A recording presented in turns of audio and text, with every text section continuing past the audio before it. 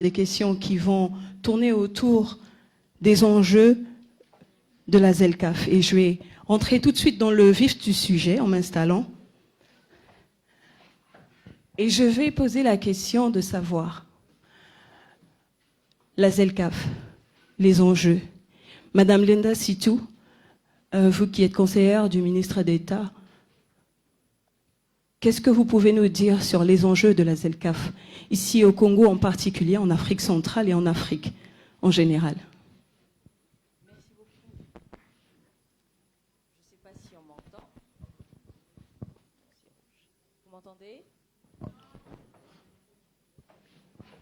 Je vais vous donner mon micro. Là, vous m'entendez?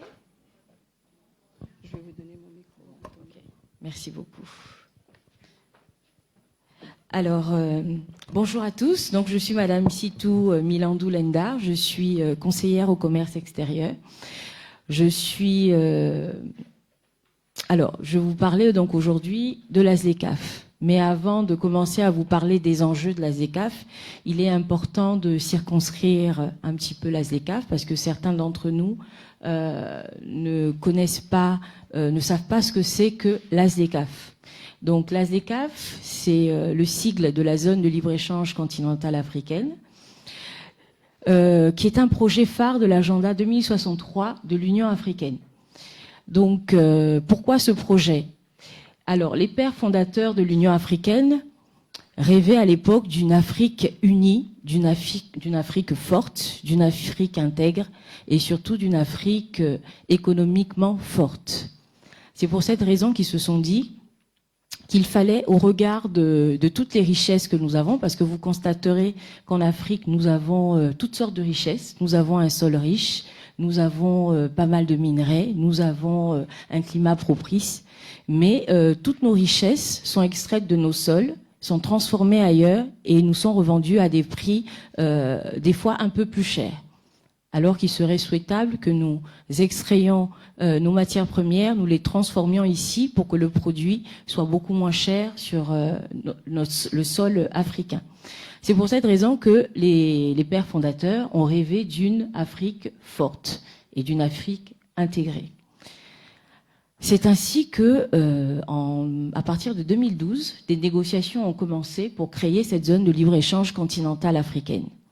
Donc c'est le 21 mars 2018 à Kigali au Rwanda que l'accord portant création de la zone de libre-échange continentale africaine a été signé par un certain nombre d'États africains. Le Congo, pour sa part, a signé, parce que le chef de l'État était présent à la signature historique, et le Congo a déposé ses instruments de ratification en février 2019. À ce jour, on compte 54 pays africains qui ont signé cet accord. C'est pour montrer la volonté de tous ces États de pouvoir changer la face de cette Afrique qui demeure le continent le plus pauvre. Donc c'est un peu paradoxal. Donc nous avons donc ratifié, cet accord a été ratifié en 2019 et tout le monde se demande quels sont les enjeux. Pourquoi une ZLECAf? Alors, la ZLECAf, le premier objectif, c'est de créer un marché unique. Parce qu'on se rend compte que les échanges entre les pays africains sont très faibles. Ils s'élèvent à environ 16% seulement. Alors que lorsque vous regardez le continent asiatique, les échanges s'élèvent à un peu plus de 50%. Et le continent européen, un peu plus de 70%. Donc, alors que vous savez que tous les États ont des spécificités. Donc si nous avons besoin, je ne sais pas moi, de coton, au lieu d'aller le chercher en Chine, on peut l'avoir à côté au Cameroun. Si on a besoin il y a tellement de produits que je ne peux même pas en citer ici. Donc il est temps pour les Africains de commencer à commercer entre eux, de produire en quantité et de produire en qualité pour augmenter ce volume des échanges. Que pourra apporter la zone de libre-échange continentale africaine? La zone de libre-échange continentale africaine va apporter un certain nombre d'investissements. Nous allons avoir des usines, des firmes qui vont venir s'installer. Et qu'est-ce que ça va créer? Ça va créer des emplois. On a une partie de la population, la plus grande partie de la population qui est jeune, mais souvent ces jeunes sont sans emploi. Donc ces industries, ces structures qui vont s'installer vont créer de l'emploi pour les jeunes, mais également pour les femmes. Cette zone de libre-échange continentale va arriver à la suppression des barrières douanières. Ça veut dire que si un produit quitte l'Afrique du Sud pour arriver au Maroc, il ne paiera plus la douane. Or, souvent, les entrepreneurs, les produits que vous avez, les prix sont élevés. Pourquoi? Parce que vous avez un certain nombre de choses à payer, notamment la douane. Vous avez des barrières donc tarifaires, mais vous avez également des barrières non tarifaires. Quand je parle des barrières non tarifaires, bon là, j'empiète un petit peu, ça c'est sur les défis.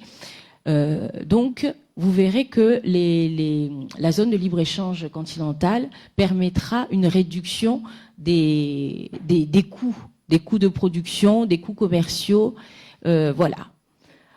Donc, la ZLECAf est réellement une opportunité pour les États africains. Le Congo avait sollicité un moratoire de 10 ans pour pouvoir ouvrir ses frontières, parce qu'on estimait que le secteur privé devait d'abord se former, s'informer sur la zone de libre-échange continentale, se former pour ensuite affronter la concurrence. Parce que dès 2030, donc là il nous reste plus que 6 ans pour le Congo, en 2030 il n'y aura plus de barrières douanières. Ça veut dire que nous allons voir au Congo arriver des produits de partout, de la Tunisie, du Maroc, du Nigeria, du Ghana, de partout. Et à partir de 2030 également, les produits congolais pourront également aller sur ces pays-là. Donc c'est une opportunité pour vous également, entrepreneurs, donc d'avoir un peu plus de consommateurs. Parce que la ZLECAf, c'est 1,3 milliard consommateurs. Donc au lieu que ce soit uniquement la population congolaise qui s'élève à un peu plus de 5 millions, là vous avez un marché de 1 milliard. Donc vous, en tant qu'entrepreneur, je crois que l'objectif, c'est également de faire grandir vos entreprises. Et pour ça, la ZLECAf est réellement une opportunité pour y arriver. La ZLECAf, c'est bien, mais c'est vrai qu'il y a énormément de défis. Les défis... sans vous couper, je crois que les défis, on va les garder pour la deuxième partie. Parce que justement, c'est tellement réel, c'est tellement pratique ce que vous êtes en train de dire, et je vous ai entendu parler d'aspects logistiques. Et pour cette question, il est important qu'on ait avec nous dans ce panel quelqu'un qui pourra nous donner son avis sur la question. Madame, je voudrais appeler ici Madame Christiane Oin Traoré. Sous vos applaudissements, s'il vous plaît. Madame Traoré qui nous vient de la Côte d'Ivoire et qui est la présidente de WILA, Women in Logistics Africa, c'est-à-dire femmes dans la logistique en Afrique. Je vous en prie, madame. Bienvenue dans ce panel. Nous sommes contents de vous avoir avec nous parce qu'il y a des questions de logistique qui, je pense, seront un bénéfice, en fait, qui ont besoin d'éclaircissement pour beaucoup d'entrepreneurs ici. Je ne sais pas pour vous, mais ce serait bien qu'en comprenant c'est quoi la ZLECAf, qu'on comprenne aussi comment est-ce qu'on va l'appréhender. Alors, sans vous couper, on parlait de logistique, entrepreneur. Monsieur Makani, vous êtes un expert en entrepreneuriat, les enjeux de la ZLECAf. Parce qu'ici, on est sur le thème femmes entrepreneurs face aux enjeux et défis de la ZLECAf. Pour le moment, on parle des enjeux. Comment est-ce que vous voyez la chose? C'est vrai que madame, vous aurez le temps, madame Sitou, vous aurez le temps de rebondir sur la question. Qu'est-ce que vous pouvez nous dire sur ce qui se passe ici au Congo en particulier par rapport à la venue de la ZLECAf et à l'entrepreneuriat congolais? Je vous remercie pour la parole que vous me donnez et je remercie madame Gavé qui a daigné m'inviter à ce forum. Je dois dire que je suis là en tant que directeur à l'ESCHAE, mais également en tant que président du conseil d'administration de l'Archer Capital, qui est parmi les sponsors de cette activité. Et je crois que l'organisatrice a jugé nécessaire de me convier à ce panel parce que je suis docteur en stratégie des organisations. Et comme c'est ma spécialité, en tant que docteur en gestion et maître assistant du CAMES dans le domaine, Donc, je vous remercie pour cette invitation. Alors, c'est un thème qui est très intéressant. C'est un thème qui est très intéressant et permettez-moi juste de faire une petite digression. Ça durera 30 secondes. 2 digressions. La première, c'est que je suis quelque peu intimidé d'être dans ce panel. Parce que même si on est au bon guide de la femme, nous sommes en présence de la marraine. Je pensais qu'on militait pour la parité. Alors, je sais que c'est une question de genre, mais quand même, les hommes sont-ils illégitimes pour parler d'entrepreneuriat féminin? Bon. C'est ça, ils étaient sur les autres panels. Je vous l'accorde. Voilà. C'était juste une digression. Alors, la deuxième des choses, c'est qu'en 2012, il y a une dame, à cette époque, qui avait, dans le secteur informel, une commercialisation d'eau en sachet, qu'on appelait eau pure, couramment. Et vous aviez une dame qui avait senti que ce secteur était très porteur. Elle avait donc décidé d'industrialiser sa production d'eau pure, donc eau en sachet. Elle est partie à Dubaï, a acheté un équipement pour près de 23 millions de francs CFA et a commencé à industrialiser sa commercialisation, sa production d'eau. Malheureusement, pour cette femme qui avait acheté son appareil à près de 23 millions, 4 mois plus tard, interdiction des sachets ou des sacs plastiques. Et donc, c'était 23 millions qui étaient partis à l'eau. Pas de chance, mais en fait, qui était fautif? En réalité, c'était la dame elle-même. Parce qu'elle a consenti à faire un investissement sans avoir les informations nécessaires sur l'environnement dans lequel elle était. Et donc, elle a perdu 23 millions parce qu'elle n'avait pas l'information. Or, quand on est entrepreneur, l'information, c'est la matière première de toutes les décisions. Avant de prendre une décision, il faut avoir suffisamment d'informations. Et des informations de bonne qualité, c'est-à-dire qui soient pertinentes, utiles, fiables, vérifiables, traçables, pertinentes, et j'en passe. Elle n'avait pas d'informations et elle a perdu de l'argent. Et les femmes entrepreneurs du bon guide de la femme, justement, sont venues pour avoir des informations. Parce que la ZLECAf va arriver. Et si vous n'avez pas les bonnes informations sur la ZLECAf, soit vous disparaîtrez, soit vous perdrez de l'argent, puis vous disparaîtrez. Donc c'est un thème qui est très intéressant parce qu'il va modifier à la fois votre façon de fonctionner, l'environnement dans lequel vous êtes. Aujourd'hui, les entrepreneurs sont protégés par les barrières douanières. La douane, ça sert également à protéger.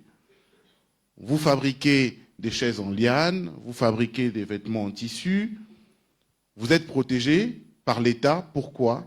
Parce que le fait que celui qui fabrique au Cameroun veuille venir vendre ici, on lui dit, pour arriver ici, tu dois payer de la douane. Donc, comme il va payer de la douane, a priori, son produit sera plus cher que le vôtre. Puisque nous, chez nous, on ne paye pas de douane. Chez nous, entre guillemets. Et donc, comme on ne paye pas de douane, on est quand même protégé. Mais cette protection va partir. Ça veut dire que demain, celui qui produit son panier, ses habits en liane ou son raffia au Cameroun, viendra vendre chez nous sans pour autant qu'il n'ait ces barrières douanières. Donc, cette protection va partir. Que va devenir votre entreprise demain s'il n'y a plus cette protection? Effectivement, c'est une opportunité parce que vous pourrez aller chez les autres. Mais c'est une menace si vous n'êtes pas prêt à faire face à la concurrence.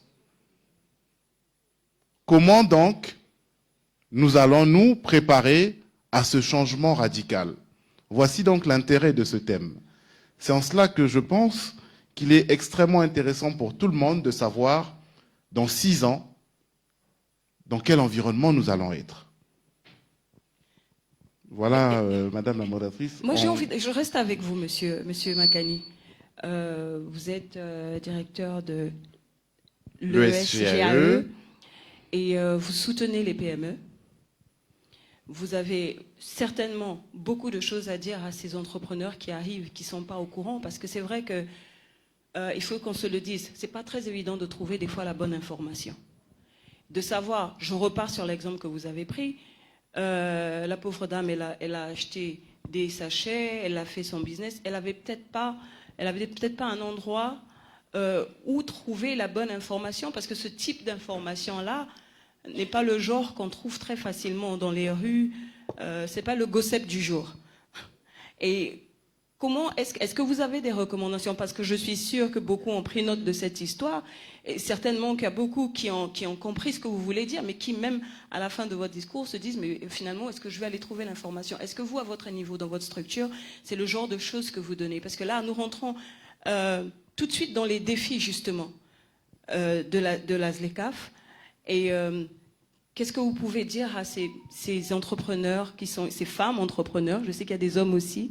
Souffrez un peu que je m'occupe que des femmes aujourd'hui. Et qu'est-ce que vous pouvez dire à ces entrepreneurs? Alors, je leur dirais 3 choses. La première des choses, c'est merci au bon Guy de la femme, puisqu'on s'informe déjà. La deuxième des choses, c'est que nous avons le privilège justement d'avoir quelqu'un du secrétaire général qui nous donnera encore plus d'informations, peut-être plus précises, plus pertinentes sur les changements auxquels nous allons être confrontés. Et la troisième des choses, c'est que l'entrepreneuriat nécessite d'être formé. On ne devient pas entrepreneur ex nihilo. Et même si derrière, j'ai une idée qui est lumineuse et je commence à créer mon entreprise, il y en a qui sont autodidactes, qui ont commencé. Mais vous arriverez à un niveau où, à un moment donné, il faudra acquérir des compétences. Si vous voulez que votre entreprise puisse croître, si vous voulez faire face à la concurrence, à un moment donné, il faudra acquérir des compétences. Dans la ZLECAf, il sera question de compétitivité. Compétitivité en termes de produits, compétitivité en termes de qualité, compétitivité en termes de positionnement, en termes d'écosystème. Et ça, c'est des choses qu'il faut apprendre. Et la gestion de la qualité également, cela s'apprend. Donc, oui, on va commencer à être entrepreneur. Je commence, derrière chez moi, à être entrepreneur. C'est très bien. Mais à un moment donné, dans un marché aussi concurrentiel, il faut que l'entreprise ait une certaine taille critique. Vous n'allez pas rester le petit entrepreneur du coin du quartier quand vous allez avoir une grande entreprise camerounaise qui va arriver. Et c'est là où vous intervenez. Voilà. C'est là où vous intervenez. Tout à fait. Donc je pense que c'est nécessaire pour tout le monde d'avoir conscience que il nous reste 6 ans pour nous préparer à cela, pour préparer nos entreprises à cela et pour nous préparer individuellement. Formons-nous à diriger les entreprises. Une entreprise, il faut apprendre à la diriger. Une stratégie, pour la concevoir, il faut savoir le faire. Il faut savoir comprendre les aspects de concurrence. Comment je vais faire pour être compétitif? Aujourd'hui, j'ai ma petite entreprise qui produit du jus sur la base de produits naturels. Mais peut-être qu'il y a une entreprise camerounaise qui fait la même chose, sauf que elle est 2 fois, 3 fois plus grande. Et quand elle viendra ici, mes jus ont beau être très bien, mais si son conditionnement est plus intéressant, entendez par conditionnement l'emballage. Voilà, c'est mieux emballé, c'est plus joli, et en plus, c'est 100 francs ou 200 francs moins cher. Bon, le Congolais ira vers le produit qui est beaucoup plus joli. Nous avons des efforts à faire en tant qu'entrepreneurs, et puis nous attendons aussi de l'État, parce que la compétitivité, c'est aussi une compétitivité de prix. Un dernier exemple, la structure dans laquelle je suis, le SGAE dépense en moyenne parfois jusqu'à 3 millions par mois pour du carburant. Parce que derrière, où on a l'électricité, où on ne l'a pas, où elle est de mauvaise qualité. Vous avez de l'électricité à 130 volts, 140 volts. Bon, imaginons que ce soit une structure industrielle qui produise du jus en grande quantité. Si vous avez un groupe électrogène qui tourne 10, 15 jours par mois, forcément votre produit sera plus cher que le produit camerounais où il n'y a pas ce problème-là. Donc, si nos entreprises doivent être compétitives, il faut aussi que l'État joue sa partition. Mais l'État va jouer sa partition, Madame Sitou nous le disait tout à l'heure, mais il faudrait que nous-mêmes aussi, nous soyons prêts. Ne pensons pas qu'être entrepreneur, c'est simplement créer son entreprise et puis attendre. L'entreprise doit croître. Si vous n'avez pas une taille critique sur un marché comme celui de la ZLECAf, vous n'existerez pas. Et vous êtes prêt à donner des informations, accompagner les entreprises justement dans tous leurs besoins en termes d'information? En termes d'information et puis en termes de financement, puisque je vous disais que je préside le conseil d'administration. J'insiste sur l'information parce que c'est vrai que beaucoup ne connaissent pas encore très bien les enjeux ou même la ZLECAf. On a entendu parler de la ZLECAf, mais on ne sait pas exactement ce que ça veut dire, de quoi il en retourne, et on ne sait pas si on doit se préparer pour ça ou non. Des fois, on a même l'impression que ça ne me regarde pas. J'ai mon petit commerce à côté, formel ou informel. Donc, on a toutes ces questions-là qui se posent. Vous parliez tout à l'heure de déplacement, d'achat de produits. Ça, c'est vraiment un cadre logistique. Et je voudrais maintenant m'adresser à Madame Christiane Traoré, justement sur des questions de logistique.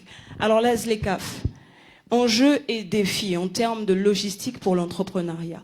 Est-ce que vous pouvez nous partager un petit peu votre expérience par rapport à ça? Parce que je sais que vous êtes à la tête d'une association Women in Logistics Africa, et femmes dans la logistique en Afrique. Et alors les femmes dans la logistique en Afrique, est-ce qu'elles sont prêtes pour la ZLECAf? Je veux déjà répondre que oui, nous sommes prêtes, puisque nous nous constituons déjà en association, donc une association professionnelle. Donc je suis présidente effectivement de Women in Logistics Africa. Et l'idée m'est venue il y a 2 ans, parce que j'ai compris que le domaine de la logistique, qui est le moteur même de la ZLECAf, n'était pas compris forcément de tout le monde, et en particulier de la gente féminine. Parce qu'à l'époque, vous savez que quand on parlait de logistique, tout de suite, les gens voyaient des dockers, les gens voyaient du travail vraiment manuel et difficile, mais les temps ont changé, les temps ont passé, la technologie a évolué, et aujourd'hui, c'est un secteur pourvoyeur d'emplois. Et quand on s'intéresse aux questions comme la ZLECAf, on comprend qu'on a tout intérêt à chercher la formation dans ce domaine. Je parle même pour des femmes. Et pour preuve, nous sommes des femmes professionnelles du domaine. Moi, aujourd'hui, j'ai 13 ans dans la logistique et me former seulement à l'Académie de la mer, qui est l'école de la marine marchande pour l'Afrique de l'Ouest et du Centre, mais basée à Abidjan. J'ai pu déjà même commencer un stage à l'international, rien qu'en étant formée en transit, consignation et armement. Après, il y a d'autres types de formations. Et on se rend compte de la dimension de ce qu'on appelle la chaîne d'approvisionnement ou encore supply chain. Et je peux vous dire que la logistique est un moteur de compétitivité des régions, des pays et même des entreprises. Tout à l'heure, on parlait de l'industrie. Il n'y a pas d'industrie qui va fonctionner parce que quand une industrie s'installe, c'est quoi? Qu'est-ce qui va se passer? Il faudra qu'elle ait une bonne chaîne d'approvisionnement. C'est ce qui va faire la différence d'avec ses concurrents.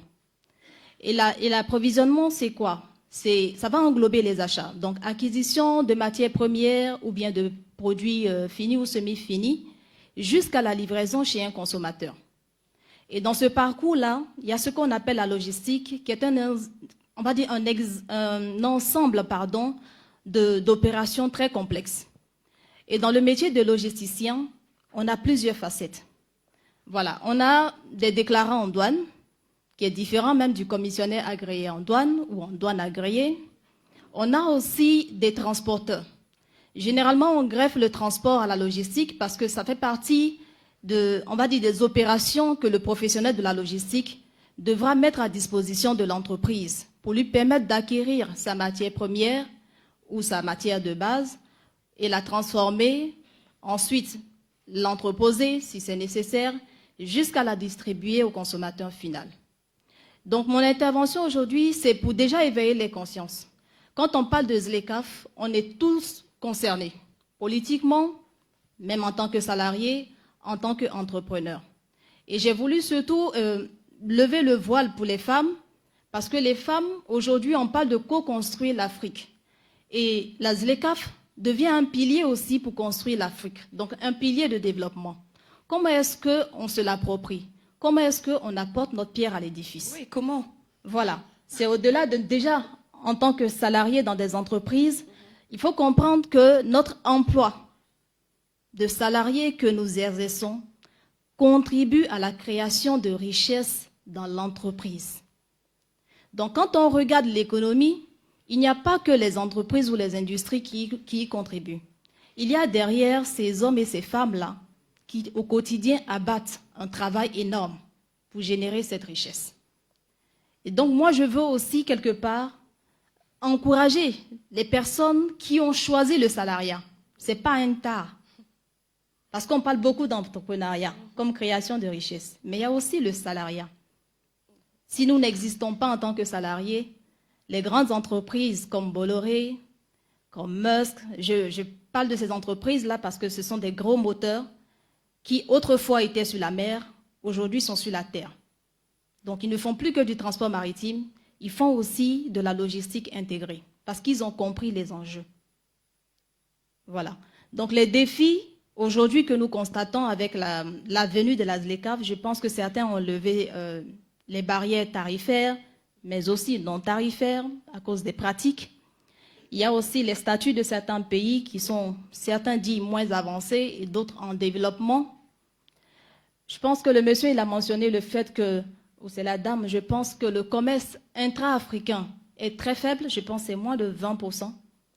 Et on se dit qu'avec la ZLECAf, d'ici à 2030, 2035 même, on pourra déjà faire évoluer le commerce intra-africain de 81% et puis le commerce avec les pays non africains de 19%. Et ça, c'est énorme, c'est remarquable. C'est vrai que ça change beaucoup. Oui. Ça change beaucoup. Je reviens à vous, Madame Sitou. Alors, la réalité de la ZLECAf, les défis de la ZLECAf, selon ceux qui ont été énumérés par Madame Traoré, est-ce qu'au Congo, on est prêt? Parce que c'est vrai que quand on parle d'Afrique de l'Ouest, bon, au Congo-Brazzaville, on sait tous, et on le dit souvent, les Ouest-Africains sont très commerçants. Nous, ici, on est plus politique, on est plus dans ce qu'on va appeler la tchatch. On est plus dans l'administration. On n'a pas autant d'exposition. On voit en Afrique de l'Ouest, vous trouvez des petits-enfants déjà qui sont dans le commerce. Ce n'est pas la même chose ici. Alors, est-ce que la mentalité, parce que je pense qu'avec l'arrivée de la ZLECAf, il y a aussi l'ouverture justement au commerce entre pays africains, au commerce simplement localement. Est-ce que vous pensez que les Congolais sont prêts à ce niveau de commerce-là? Est-ce qu'on est prêt pour la ZLECAf? Est-ce que c'est déjà pas le simple fait de dire ZLECAf n'est pas déjà un défi pour le commerce congolais? Alors, la ZLECAf est un défi pour tous les pays. Voyez-vous, à la signature de l'accord portant création de la ZLECAf, nous étions certains que tous les grands pays africains, entre guillemets, se seraient lancés dans la ZLECAf. Il y a le Nigeria, qui est pourtant bien parti, mais qui a mis énormément de temps avant de signer. Donc, le Congo, nous ne sommes pas encore prêts. Mais je peux dire que tous les pays africains ne sont pas encore prêts.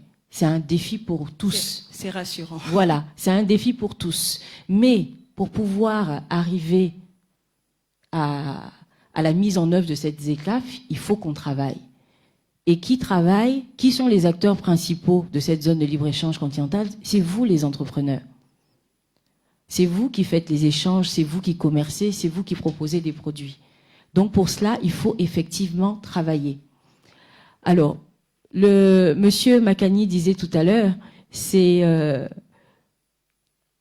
prendre la parole à côté d'un représentant du secrétariat de la ZLECAf. On se dit, mais qu'est-ce qu'on va bien pouvoir dire? Parce que le secrétariat général de la ZLECAf gère tout, c'est tout. Donc au contraire, nous avons beaucoup à apprendre du secrétariat général de la ZLECAf. Mais au secrétariat général de la ZLECAf, nous savons qu'il y a, je ne sais pas, certains d'entre vous ont dû en entendre parler, le commerce guidé. Le commerce guidé, pourquoi?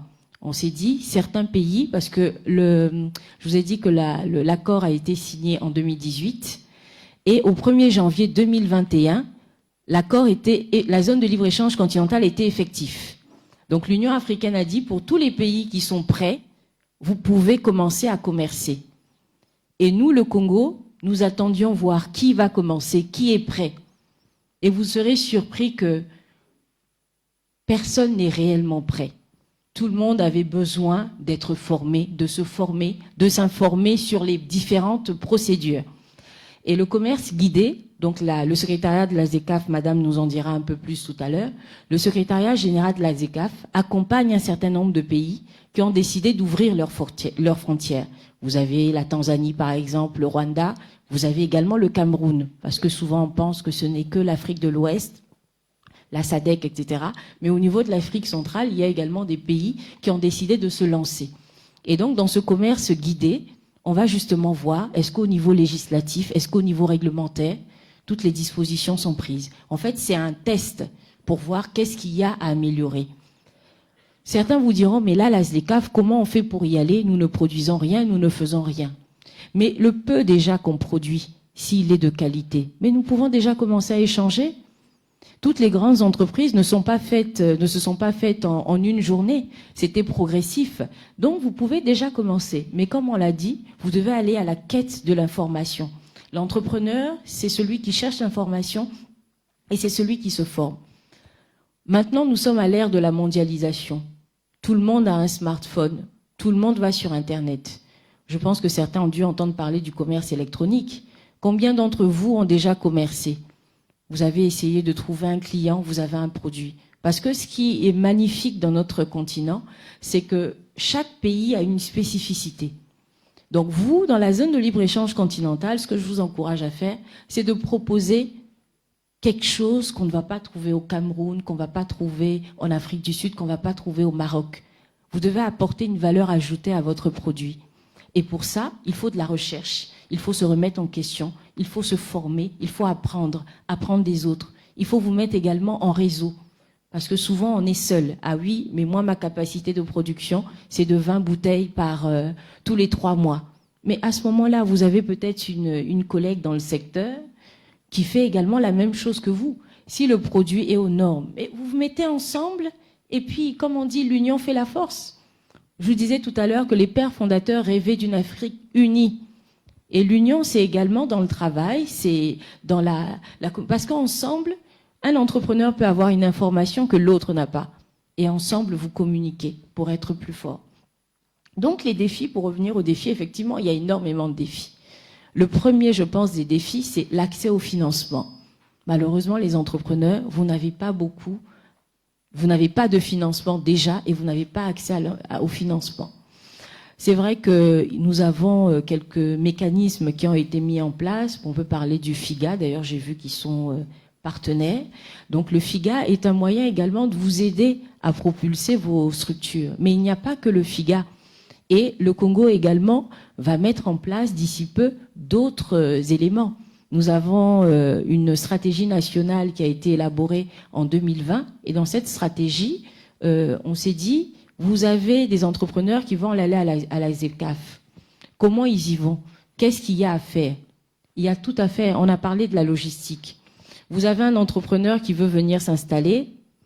Bon, par exemple, dans les ES, on a parlé des zones économiques spéciales. Vous avez un entrepreneur qui veut s'installer dans les ES, mais il n'y a pas d'électricité. Comment il fait pour faire fonctionner sa structure? Il sera obligé de louer des groupes ou d'acheter un groupe, d'acheter du gasoil, etc. Vous n'avez pas accès à Internet. Des fois, il a besoin de joindre des fournisseurs qui sont dans tel ou tel pays et il n'y a que Internet qui peut. Vous n'avez pas de route pour accéder. Voilà. Donc, ce sont des défis au niveau des infrastructures qu'il faut que mais ça, c'est pas la part des entrepreneurs, ça, c'est la part du gouvernement. Donc, ce sont des choses qui figurent dans cette stratégie nationale. Parce que vous voulez attirer des investisseurs, mais il faut que le climat des affaires soit propice. Moi, je suis investisseur rwandais, je veux m'installer au Congo, mais il faudrait que le Congo me donne des garanties que s'il y a un problème, on va aller en justice, et si j'ai raison, j'aurai raison. Donc, le climat des affaires doit être assaini. Voilà. Donc, dans cette stratégie, vous avez plusieurs axes. Donc, vous avez l'amélioration du cadre macroéconomique, donc l'amélioration du climat des affaires. Vous avez les infrastructures. Comme j'ai dit, s'il n'y a pas d'infrastructure, que ce soit énergétique, énergie hydraulique, énergie électrique, vous n'avez pas d'Internet. Maintenant, on est tous à l'ère du numérique. S'il n'y a pas Internet dans une zone reculée, comment vous faites pour les télécoms? Comment vous faites pour téléphoner, pour appeler, pour vous approvisionner? On a parlé de logistique, parce que la logistique, en réalité, c'est une chaîne. Vous avez des ports, le matériel arrive, etc., etc. Mais après, il faut acheminer vos produits. Comment vous faites pour les acheminer? Nous n'avons pas, sur tout le corridor, nous n'avons pas d'entrepôt de stockage.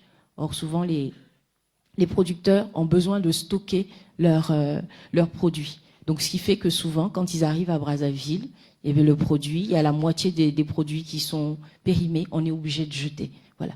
Donc, du coup, il faudra mettre en place un certain nombre de choses, notamment des entrepôts de stockage. Mais avant d'arriver au stockage, on a parlé de qualité, parce que c'est vrai que là, il faut produire beaucoup plus, parce que le marché est beaucoup plus grand, mais il faut également des produits de qualité. Donc, il faut des laboratoires pour faire des analyses. Donc ça, c'est la part du gouvernement. Parce que la zone de libre-échange, c'est un travail collectif. Le gouvernement a sa part à faire, mais vous également, les entrepreneurs, vous avez votre part à faire. Donc n'attendez pas que tout vienne du gouvernement. Donc vous avez également votre part à faire. Dans les défis qu'il y a, vous avez également, je parlais de qualité, parce qu'en fait, il y a la question des règles d'origine. Certains vont se dire, bon, ben là, comme la ZECAf, il n'y a pas de barrière douanière, j'achète mon produit en Chine, comme je suis congolais, je le ramène au Congo et puis je vais le vendre au Cameroun. Non. Dans la composition de vos produits, il y a un certain pourcentage, il faut qu'il y ait des intrants qui soient made in Africa. Et au niveau du Congo, pour les entrepreneurs qui sont là, si vous avez un produit, vous le faites tester, votre produit est bon, vous demandez un certificat d'origine. Depuis 2019, on a un comité national de l'origine qui donne ces certificats d'origine aux produits. Une fois que vous avez ce certificat, vous pouvez aller vendre dans tous les pays d'Afrique. Donc certaines entreprises déjà, là on a déjà recensé 50 entreprises qui ont ce certificat d'origine, donc le Made in Congo, Made in Africa, donc ils peuvent déjà aller. Donc il faut vous lancer. Je vous encourage à vous lancer et surtout à vous former. Parce que dans les défis, il y a également le renforcement des capacités. Si vous n'avez pas, on a parlé de logistique, s'il n'y a personne formé en logistique, bon, comment vous faites pour acheminer votre produit? Ça, c'est très vrai. Justement, je suis contente que vous soyez, que vous ayez énuméré en fait tous ces différents aspects-là, parce que je pense que vous êtes nombreux dans la salle et je suis sûre que vous avez certainement reconnu un problème que vous avez par rapport à la production, par rapport à votre business. Donc tout ce que Madame Sitou a dit, levez la main si c'est vrai. C'est une réalité ou pas pour vous? Nous allons très très doucement vers la fin, mais j'ai gardé le meilleur pour la fin, bien entendu, et j'ai souhaité d'abord que nos experts expliquent en fait la réalité pour nous de la ZLECAf ici au Congo-Brazzaville. Et je vais maintenant m'adresser à Madame Mungangu. Je sais qu'on a beaucoup parlé de vous. On a dit l'experte est là.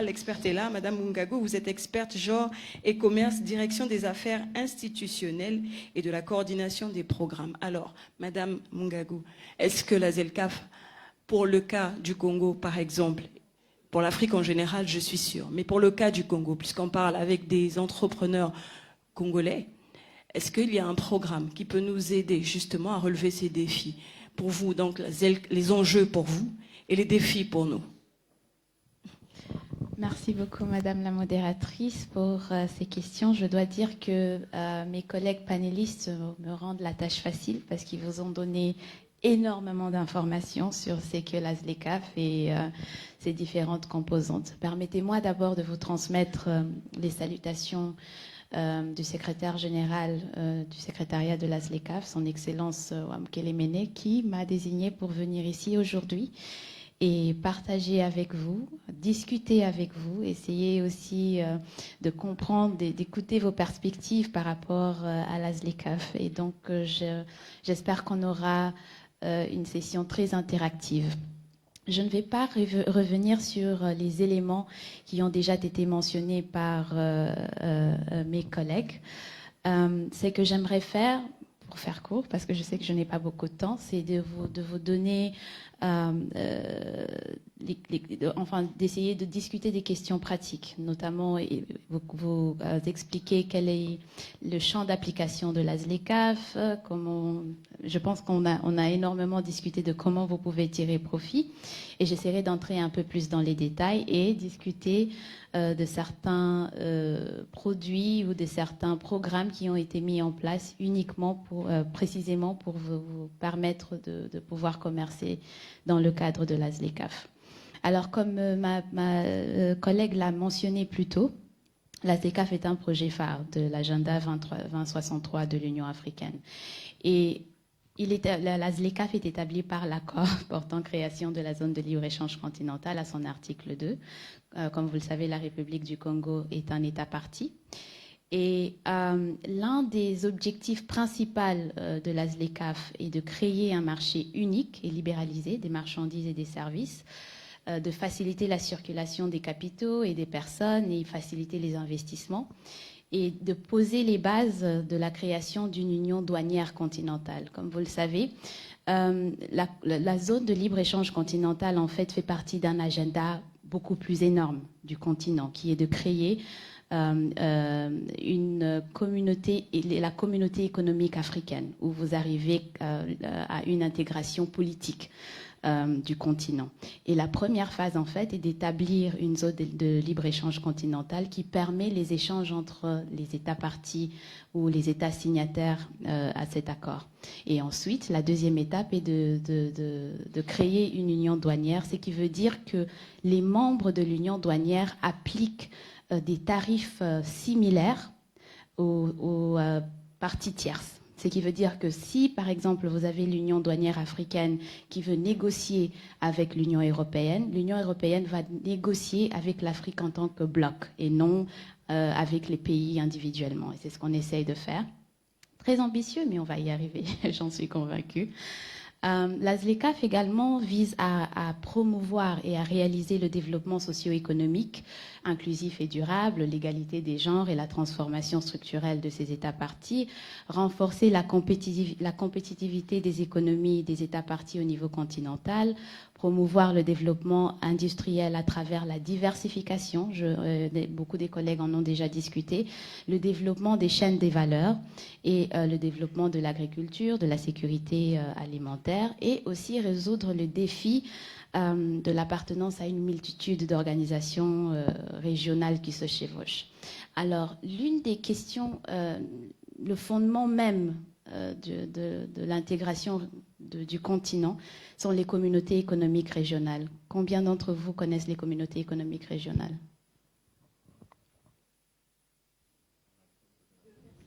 Levez la main, s'il vous plaît. Oh, désolée, si vous... Voilà. On a combien? 4 personnes? 4 personnes. Je pense qu'il va falloir que vous nous expliquiez, madame, ce que c'est qu'une communauté économique régionale. D'accord. Alors, une communauté économique régionale est, disons que c'est, je vais dire, une mini ZLECAf, mais ça rassemble uniquement les pays voisins. Par exemple, vous savez que la République du Congo fait partie de la communauté économique des États d'Afrique centrale, la CEAC, qui est reconnue par l'Union africaine. En fait, l'Union africaine reconnaît 8 CER. La CEMAC n'en fait pas partie, mais nous savons que la CEMAC existe. Alors, il y a la CEAC, dont vous faites partie. Vous avez la communauté des pays d'Afrique australe, SADC. Vous avez le COMESA, qui rassemble plus les pays d'Afrique de l'Est et centrale. Vous avez ensuite UMA, qui rassemble les pays d'Afrique du Nord. Et vous avez la CEDEAO, qui représente les États d'Afrique de l'Ouest, francophones et anglophones. Et vous avez l'IGAD, qui rassemble les pays qui sont du côté de l'Éthiopie, le Djibouti, etc. Alors l'idée, en fait, c'était de créer des zones de libre-échange continentales dans ces différentes CER. Et quand elles ont déjà été créées, vous créez maintenant la zone, l'union douanière. Mais malheureusement, parce que les CER ne respectaient pas tout l'agenda, il y en a qui ont établi des zones de libre-échange, il y en a qui n'en avaient pas. On a décidé alors d'accélérer le processus d'intégration en établissant la zone de libre-échange continentale. Et donc, ce qui se passe, en fait, c'est que si vous commercez avec un État partie ou un État membre d'une CER, c'est-à-dire par exemple la République du Congo avec le Gabon, vous allez utiliser, si la CEAC a une zone de libre-échange continentale, vous appliquerez les tarifs qui sont appliqués à la CEAC. La zone de libre-échange continentale intervient quand, par exemple, il y a deux pays qui appartiennent à des CER différentes qui veulent commercer ensemble, vous appliquez la zone de libre-échange continentale. Ce que j'essaie de dire, c'est que la zone de libre-échange continentale africaine ne remplace rien, mais elle se base sur ce qui existe déjà. Alors, en termes d'application, l'accord est un accord très compréhensif. Et donc, on n'a pas les États membres de l'Union africaine ont décidé de ne pas uniquement se focaliser sur le commerce des marchandises et des services, qui est typiquement ce qui implique le commerce, mais aussi d'essayer de traiter des questions autour du commerce, des questions qui facilitent le commerce. Et donc, vous avez... Oui, le commerce des services, le commerce des marchandises, évidemment. Vous avez l'investissement, et donc il y a un protocole dédié pour les investissements, un protocole sur les droits de propriété intellectuelle, un protocole sur la politique de concurrence, un protocole sur le commerce numérique. Et récemment, les chefs d'État et de gouvernement, la conférence des chefs d'État et de gouvernement de l'Union africaine a pris une décision très, très importante et qui est pertinente pour vous, mesdames, et les jeunes gens, la jeunesse africaine. On a inclus un protocole sur les femmes et les jeunes dans le commerce, dans le cadre de l'accord. Ce protocole est en phase terminale des négociations.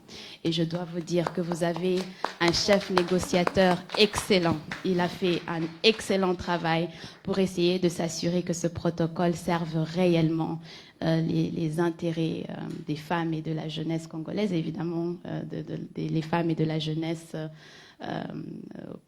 au niveau continental. Alors, comme vous le voyez, il y a énormément de questions qui sont traitées par la ZLECAf. Et voilà, le raisonnement est celui-ci. Quand vous produisez, par exemple, vous avez produit quelque chose qui est innovant, vous devez protéger ce que vous avez produit. Et on crée un régime de propriété intellectuelle pour ça. Si par exemple vous avez des fonds qui vous permettent d'investir dans un autre État partie de l'Union de la ZLECAf, vous avez un cadre juridique qui vous protège et qui vous permet de le faire. Si vous voulez, ma collègue a parlé du commerce numérique, qui est d'ailleurs très important parce que le commerce numérique joue deux rôles.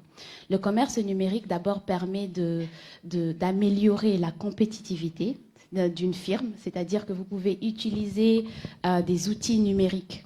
Maintenant, les jeunes gens parlent de l'intelligence artificielle, par exemple, entre autres choses, pour essayer de vous rendre plus efficace quand vous produisez ou quand vous fournissez un service. Et aussi la politique de concurrence, dans le sens où on apprécie que vous n'êtes pas tous au même niveau. Il y a des multinationales et il y a des petites et moyennes entreprises. Donc vous devez créer un environnement qui permet à tout le monde, quel que soit le niveau, de pouvoir profiter et participer au marché de la ZLECAf. Alors, permettez-moi, par mesure de transparence évidemment, de vous donner un état des lieux des négociations de la ZLECAf. Comme ma collègue l'a mentionné plus tôt, l'accord a été signé par 54 des 55 États membres de l'Union africaine. Nous avons 47 États parties qui ont ratifié l'accord. En ce qui concerne le commerce des marchandises, nous avons reçu 47 offres tarifaires qui ont été soumises et 42 offres tarifaires qui ont été vérifiées. Et les règles d'origine ont été négociées à une valeur de 92,3%. Le but est d'arriver à 97%. Alors, en ce qui concerne le commerce des marchandises, il y a l'idéal, c'est d'arriver à une libéralisation de 97% des marchandises. Et on permet, parce qu'on comprend qu'il y a des industries qui sont très sensibles et qui sont stratégiques pour les États parties, on vous permet d'exclure ces produits du régime même de la ZLECAf. Il n'est pas besoin que ces produits soient uniformes, ça dépend d'un pays à un autre. Alors, en ce qui concerne les 97%, vous avez 93% des produits qui doivent être démantelés complètement. Ensuite, vous avez... vous avez 90% des produits, qui doivent être démantelés complètement. Ensuite, vous avez 7% des produits qu'on appelle des produits sensibles. On vous donne un peu plus de temps pour démanteler les tarifs en ce qui concerne ces produits. Et ensuite, vous avez les produits sensibles qui sont les produits exclus, qui ne feront pas partie du régime de la ZLECAf. C'est qu'on a compris, en fait, dans le cadre de la ZLECAf, c'est que les États africains ne sont pas tous au même niveau de développement. Ce qui veut dire qu'il y a des États parties qui auront beaucoup plus de temps pour démanteler leurs tarifs que d'autres. Par exemple, le Nigeria et j'essaie de voir, et le Djibouti ne pourront pas démanteler les tarifs au même rythme. Et donc, on s'attend à ce que le Nigeria le fasse en 5 ans. Et pour les 90% des produits, et le Djibouti le fera en 10 ans, parce que le Djibouti a besoin d'un peu plus de travail pour le faire. Et donc, c'est un peu ça. C'est très technique, donc je ne sais pas à quel point je peux aller. Je suis désolée, j'espère que tout le monde m'entend. J'ai perdu mon micro. Merci beaucoup, madame.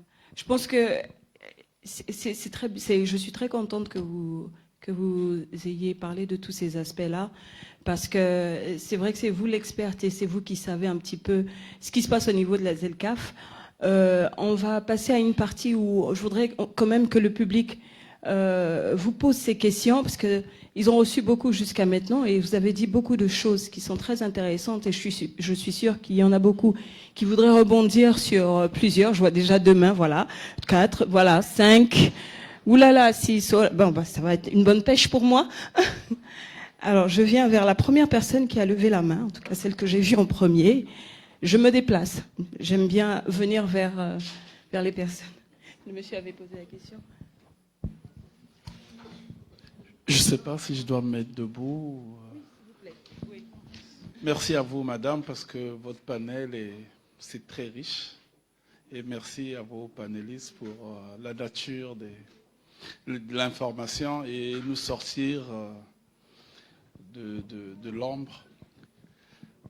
Mais les infos qu'on reçoit, j'ai déjà lu beaucoup de pancartes écrites ZLECAf, mais c'est ma première fois d'avoir réellement des infos sur...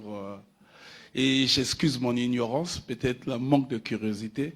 Et j'en profite aussi pour vous condamner pour un manque de communication assez...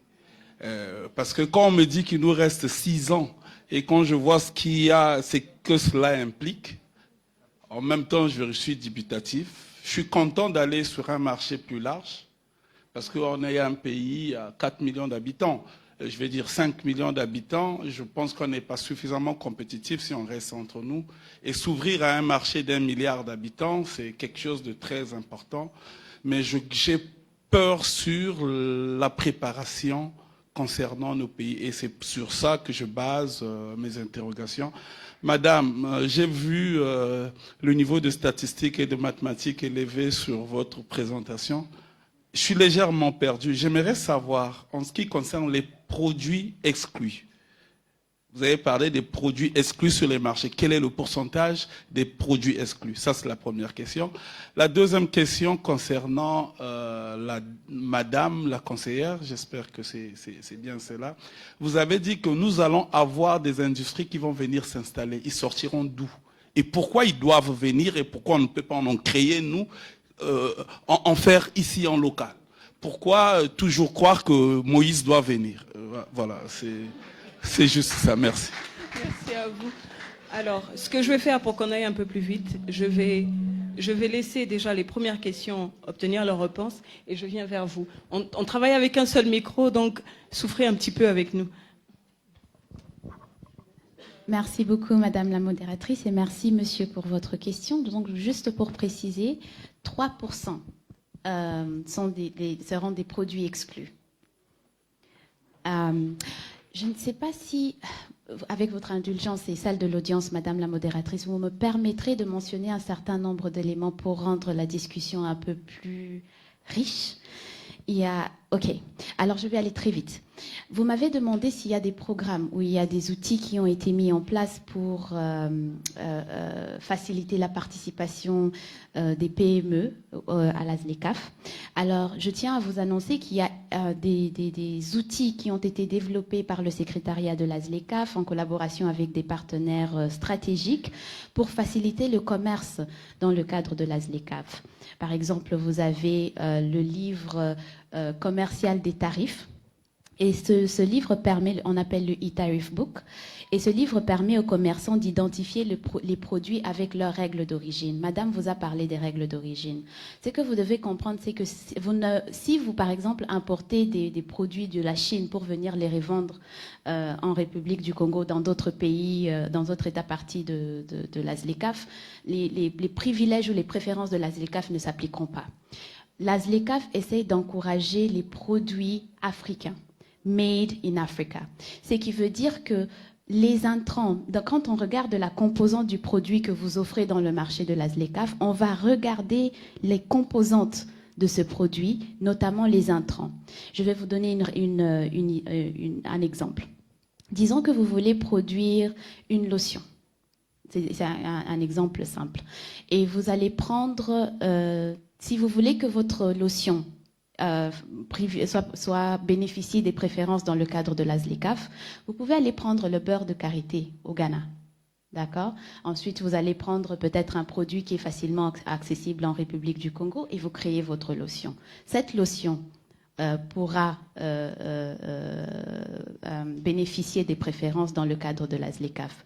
Mais si, par exemple, vous allez chercher du café au Brésil et vous venez le moudre ici et l'empacter, ce café ne profitera pas des préférences de la ZLECAf. Mais on apprécie aussi qu'il y a certains intrants qui ne sont pas facilement accessibles dans le continent. Et donc, on vous donne une sorte de pourcentage maximum de ces intrants.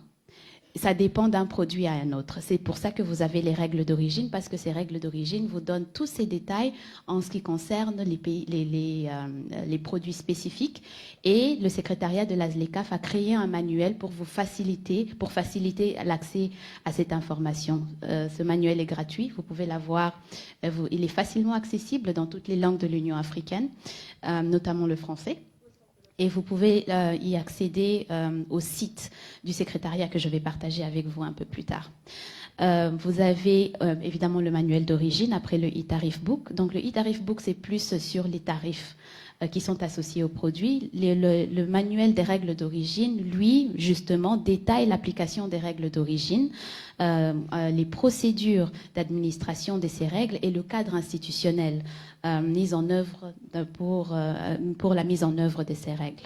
Ensuite, vous avez le système panafricain de paiement et de règlement. Est-ce que l'un d'entre vous en a déjà entendu parler? Du tout? Le système panafricain de paiement et de règlement. PAPS. Non? Combien connaissent PAPS?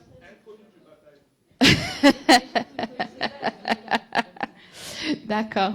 Alors, PAPS est un système très intéressant et qui vous intéresserait vous en tant que PME. Alors, vous savez, quand par exemple vous importez ou vous exportez des produits, vous êtes obligé de recourir aux devises étrangères, le dollar, l'euro, pour pouvoir importer ou exporter des produits, n'est-ce pas? Alors, ce que PAPS fait, c'est de vous permettre de commercer dans votre monnaie national. Vous n'avez plus besoin de recourir aux devises. PAPS se chargera de faire la conversion, par exemple, entre le franc CFA et le Naira, ou entre le rand sud-africain et le franc congolais, etc. PAPS s'en occupe. Donc, vous n'avez plus besoin du dollar, vous n'avez plus besoin de l'euro. C'est qui réduit de façon significative, évidemment, les coûts qui se rapportent à votre activité transfrontalière.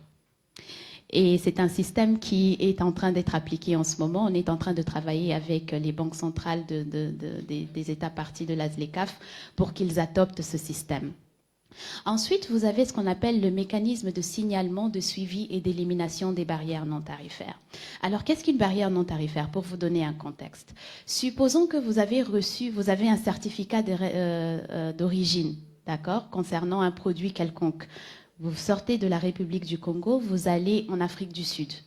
Et le douanier en Afrique du Sud dit, il y a un problème avec votre certificat d'origine, mais il ne sait pas vous dire quel est le problème exactement. Il rejette sans procéder à quelconque vérification votre certificat d'origine et dit parce que votre certificat d'origine ne se conforme pas à ce que nous connaissons, nous n'appliquons pas les tarifs de la ZLECAf à votre produit.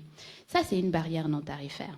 Et on s'est rendu compte en fait qu'il était important, et surtout pour les commerçants à petite échelle, d'avoir une plateforme où ils peuvent signaler ces barrières non tarifaires. Comme je l'ai dit, il y a énormément de choses, mais bon, je vais faire vite. Et ce système, en fait, est un système en ligne qui vous permet de signaler une barrière non tarifaire que vous rencontrez quand vous êtes en train de, par exemple, quand vous êtes à une frontière spécifique, dans le cadre de la ZLECAf. Et qu'est-ce qui arrive? Quand vous signalez la barrière non tarifaire, il y a toute une structure institutionnelle qui a été mise en place pour faciliter le suivi et la résolution. Il y a des échéances qui doivent être respectées, ou si les échéances ne peuvent pas être respectées sur base de la complexité du problème, les États parties peuvent prendre des mesures provisoires pour minimiser les pertes que vous pouvez avoir. Et ceci s'applique spécifiquement aux produits périssables. Si par exemple vous avez des tomates et qu'on refuse que vos tomates entrent et qu'on n'arrive pas à résoudre la question dans des délais assez courts, on peut prendre des dispositions temporaires le temps de résoudre ce problème. Et donc, si jamais vous rencontrez une barrière non tarifaire, je vais vous donner également le lien. Vous pouvez signaler ces barrières non tarifaires à travers ce mécanisme. Ensuite, vous avez le portail. Il y a beaucoup de choses. Je vois qu'il y a beaucoup de choses à dire. Justement. Je pense que certainement que beaucoup de gens vont aussi avoir une réponse à leurs questions. Est-ce que c'est assez clair pour tout le monde jusque-là? C'est assez clair. Ne vous gênez pas. C'est vraiment le moment. L'expert est là. Les experts sont là.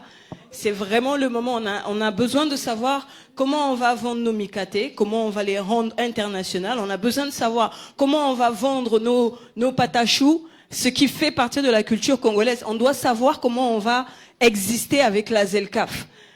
Je voudrais passer tout de suite très rapidement à la deuxième question de monsieur. Et je vais, comme j'ai retrouvé mon micro, venir vers, je crois que c'était vous, monsieur, qui avait levé la main en deuxième. Je vais essayer de courir un petit peu comme ça, très rapidement, la deuxième question. D'accord. S'il vous plaît. On répond? Ok. Alors déjà pour la communication, il faut savoir que le Congo a élaboré une stratégie nationale en 2020, en septembre 2020. Donc c'était 2020 finissant. Donc le temps que la stratégie nationale soit approuvée, parce qu'il faut que ça passe par les parlementaires, etc. Donc elle a été approuvée.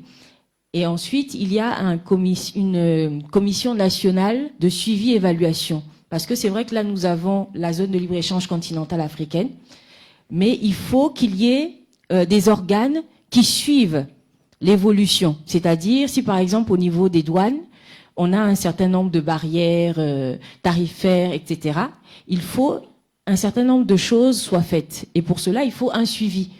Pour savoir que, voilà, nous avons des indicateurs, nous devons arriver en matière de douane à tel résultat. Est-ce que c'est, voilà. Et donc, c'est une commission nationale qui a été mise en place. Et dans cette commission, vous avez une coordination nationale qui est présidée par le Premier ministre, un comité technique. Dans ce comité technique, vous avez tous les différents directeurs généraux. Et ces directeurs généraux, en fait, sont les techniciens. pour pouvoir discuter de toutes ces questions sur la ZECAf et ensuite, eux, faire le relais dans leurs administrations pour ne pas avoir justement des douaniers qui vous disent non, je ne suis pas au courant de cette disposition. Voilà. Donc du coup, c'est vrai qu'au niveau de la communication, on a eu la Covid, le temps de reprendre un peu, on a pris du temps, mais depuis quelque temps, nous faisons quelques efforts pour pouvoir communiquer. Je pense que dans la salle, vous êtes le seul, ou en tout cas, vous faites partie d'une minorité à ne pas avoir entendu parler de la ZECAf, à avoir entendu parler de la ZECAf qu'aujourd'hui. Au niveau du ministère... apparemment non. Voilà, non, j'ai dit ils sont une minorité. Parce que c'est vrai que nous n'avons pas énormément communiqué, parce que le problème de la communication, ce sont les moyens, les budgets. Madame la directrice des programmes de Télé Congo ici présente, elle peut en témoigner. Nous avons souvent fait des spots publicitaires pour parler de la ZECAf. Et d'ailleurs, souvent, on essaie de négocier pour pouvoir couvrir un petit peu plus de temps. Parce que nous avons peut-être un budget pour 1 mois, pour 2 mois. Donc souvent, on négocie un peu pour dire, c'est une information capitale pour les entrepreneurs. Donc logiquement, le ministère de la Communication devrait même prendre le relais pour diffuser ces informations ou organiser des plateaux télévisés de façon gratuite parce que ça demande des fonds. Là, on a compris un peu, c'est pour ça que vous allez voir dans la ville, depuis l'année dernière à peu près, on a des campagnes de sensibilisation à Pointe-Noire, à Brazzaville. Vous allez voir des affiches dans la ville. Donc nous avons continué également à Ouesso, à Dolisie et à Oyo pour s'étendre parce que toute la population doit être informée. Absolument. Voilà. Absolument. Et donc pour la communication, on a parlé, voilà. Pour la création des industries, quand je dis les investisseurs vont venir, mais ils peuvent venir de Dolisie, ça ne veut pas forcément dire qu'ils vont venir de l'étranger. La preuve, on a des investisseurs qui sont congolais, qui sont sur les zones, la zone du Nord, mais ce sont des Congolais qui se sont installés. Donc quand on dit que les investisseurs vont venir, bon, j'aurais peut-être pas dû utiliser ce verbe-là, mais les investisseurs, ça peut être des Congolais. Au contraire, on encourage les Congolais à investir. Voilà. On va passer à la prochaine question très rapidement. Merci. Non, je voulais témoigner parce que je fais partie de la commission, je suis point focal au niveau du secteur au niveau de la chambre de commerce, du ZECAf, parce que j'ai bénéficié tout récemment au mois de mars avec la CAC, parce qu'on était à Libreville pour effectivement parler de le mécanisme de suivi. J'ai bénéficié de cette formation et on a fait le relais au niveau auprès des acteurs, puisque c'était informer le secteur privé. Voilà, donc, avec les autres pays de la sous-région, on s'est retrouvé à Libreville pour discuter ce genre de questions. Et on a constaté qu'on était un peu en retard par rapport aux autres zones communautaires. Donc, on essayait un peu de rattraper un peu notre retard. Et effectivement, c'est là, c'est pas le problème aussi. Je vous laisse moi intervenir pour dire ceci. Le problème de la ZECAf, c'est que nous, on a une réflexion au niveau de la Chambre de commerce pour regarder comment nous allons aborder ce sujet avec les acteurs économiques. On s'est dit, spécialisons-nous dans des produits que on peut reconnaître le savoir-faire congolais. Qu'est-ce que j'entends par là? Parce que nous sommes reconnus en tant que pays pétrolier, le bois, les minéraux, mais qu'est-ce que des produits, des services? On a pris l'exemple du pays comme la Suisse. Pays comme la Suisse, entouré des grands pays industriels, la France, l'Allemagne, l'Italie. Ils se sont spécialisés dans 3 domaines. Les services financiers, tout le monde le reconnaît, les banques suisses. L'horlogerie, les meilleures montres suisses. La chocolaterie, c'est ce qui? Le meilleur chocolat. Les chocolatiers, le meilleur chocolat. C'est à base de ça qu'ils ont apporté la valeur ajoutée à leur pays, la plus-value. Nous, on s'est dit, on mange du manioc un peu partout de la sous-région. Mais pourquoi pas se spécialiser que si un Africain passe par le Congo, il se dit, ah tiens, il y a le bon manioc au Congo. De façon industrielle, oui, on rigole. Mais ça fait pas du... Hein, c'est notre réalité. Par exemple, on prend le produit, le Fumbois. C'est reconnu que sur la sous-région, nous avons le meilleur coco, puisque le nom industriel et technique est plus compliqué à prononcer. Nous avons le meilleur Fumbois de la sous-région. Oui, donc la question, c'est de se dire, n'ayons pas peur de la ZLECAf, de nous préparer, comme a dit M. Makani, avec la compétitivité, avec des meilleurs produits de la sous-région que nous pouvons vendre aux autres. S'ils passent par le Congo, ils savent que si nos produits reviennent du Congo, je prends pour terminer, juste un exemple. Juste un exemple pour vous parler, pourquoi j'ai pris le manioc. Parce que, au niveau de la Chambre de commerce, on a aidé une dame de faire partie du manioc au Canada. Quand ça arrivé au Canada, les autres coins qui vendaient du manioc, ils refusent d'acheter les autres maniocs, ils disent que non. Comment vous faites pour faire votre manioc là? C'est le meilleur et il est souvent en rupture de stock. J'ai dit. Monsieur a dit. Je pense que c'était pas vraiment une question, mais plutôt un apport. Par contre, ce que je vais faire, excusez-moi de prendre des questions une à une. C'est vrai que c'est pour éviter qu'on prenne les questions de tout le monde et que pour des raisons de temps qu'on n'ait pas le temps de répondre. C'est pour ça que je me permets de prendre une question après une autre pour être sûr qu'on a une réponse, dans l'espoir que dans ces réponses-là, que vous aussi, pour ceux qui n'ont pas eu le temps de poser des questions, ayez une réponse. Là, par contre, je vais prendre deux questions en même temps, si vous pouvez vous lever, et aussi dire à la personne à qui vous posez la question, si c'est tout. Bonsoir à tous. Alors, je suis Madame Noéline Guénoni, je représente la CASCOM, qui est l'association des anciens étudiants du Maroc. Je vais m'adresser, c'est plutôt une crainte en fait, une préoccupation. C'est vrai que moi, comme le monsieur, c'est la première fois que j'entends parler de la ZLECAf. Donc d'où je déplore le manque de communication, je pense. Et si aujourd'hui j'ai eu la grâce, peut-être la chance d'être informé, c'est parce qu'on m'a invité. Donc je pense qu'il y a des zones rurales où ils n'ont pas peut-être accès à la télévision, parce que je vous entends parler que nous allons passer à la télé, nous allons faire des plateaux de télé, tandis qu'il y a des zones rurales où il n'y a pas de communication, il n'y a pas de télé. Donc je pense qu'il faut multiplier les différents canaux de communication, la radio et autres, pour toucher toutes les classes. Par contre, ma préoccupation, par rapport à la ZLECAf, nous les Congolais, on aime consommer les produits étrangers. Est-ce que le libre-échange ne va pas causer préjudice à nos consommateurs locaux? Parce que nous, quand on voit les produits étrangers, on a une préférence, on préfère consommer. Donc, d'où le fait que les investisseurs étrangers viendront ici, ça va peut-être causer préjudice et ça sera un inconvénient pour nos producteurs locaux. Merci.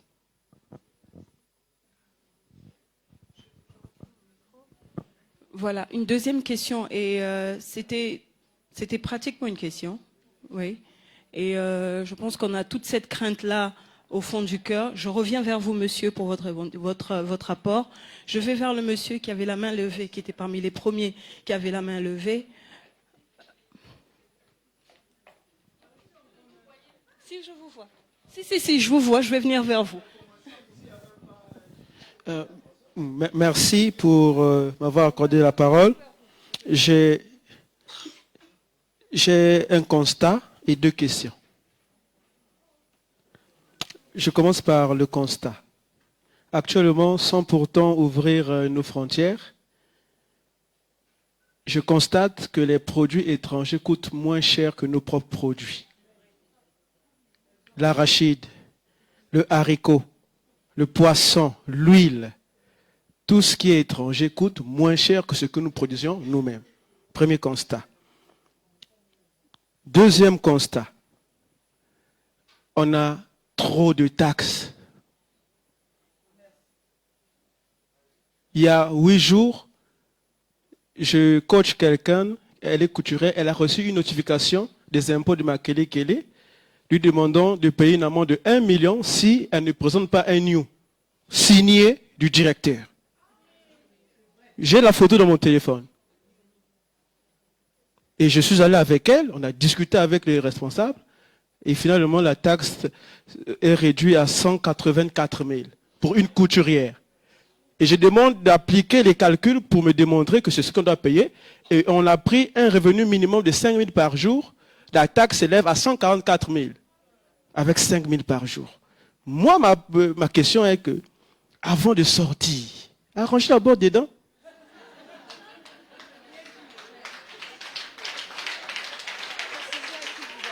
Je m'adresse aux experts nationaux. Avant d'aller chez le voisin, arrangez chez nous. J'ai déjà fermé 2 fois mon entreprise à cause des taxes. Je paye la taxe de locaux 2 fois. Au ministère du Plan, je paye. La police judiciaire, je paye. Il y a des taxes inutiles. La chambre de commerce, 75 000 par année. Ils me donnent quoi? Aucune information que je reçois de cette chambre de commerce. Aucune information. Mais je paye 75 000 francs par année. Ça m'aide en quoi? Donc, réparons ces choses. La chambre de commerce vous entend. Ma question, c'est quel est le mécanisme prévu pour aider le passage de l'informel au formel? C'est ça le vrai problème. Le passage de l'informel au formel. Quel est le mécanisme prévu pour faciliter cette transformation-là? Parce que sans le formel, on ne peut pas aller à l'extérieur.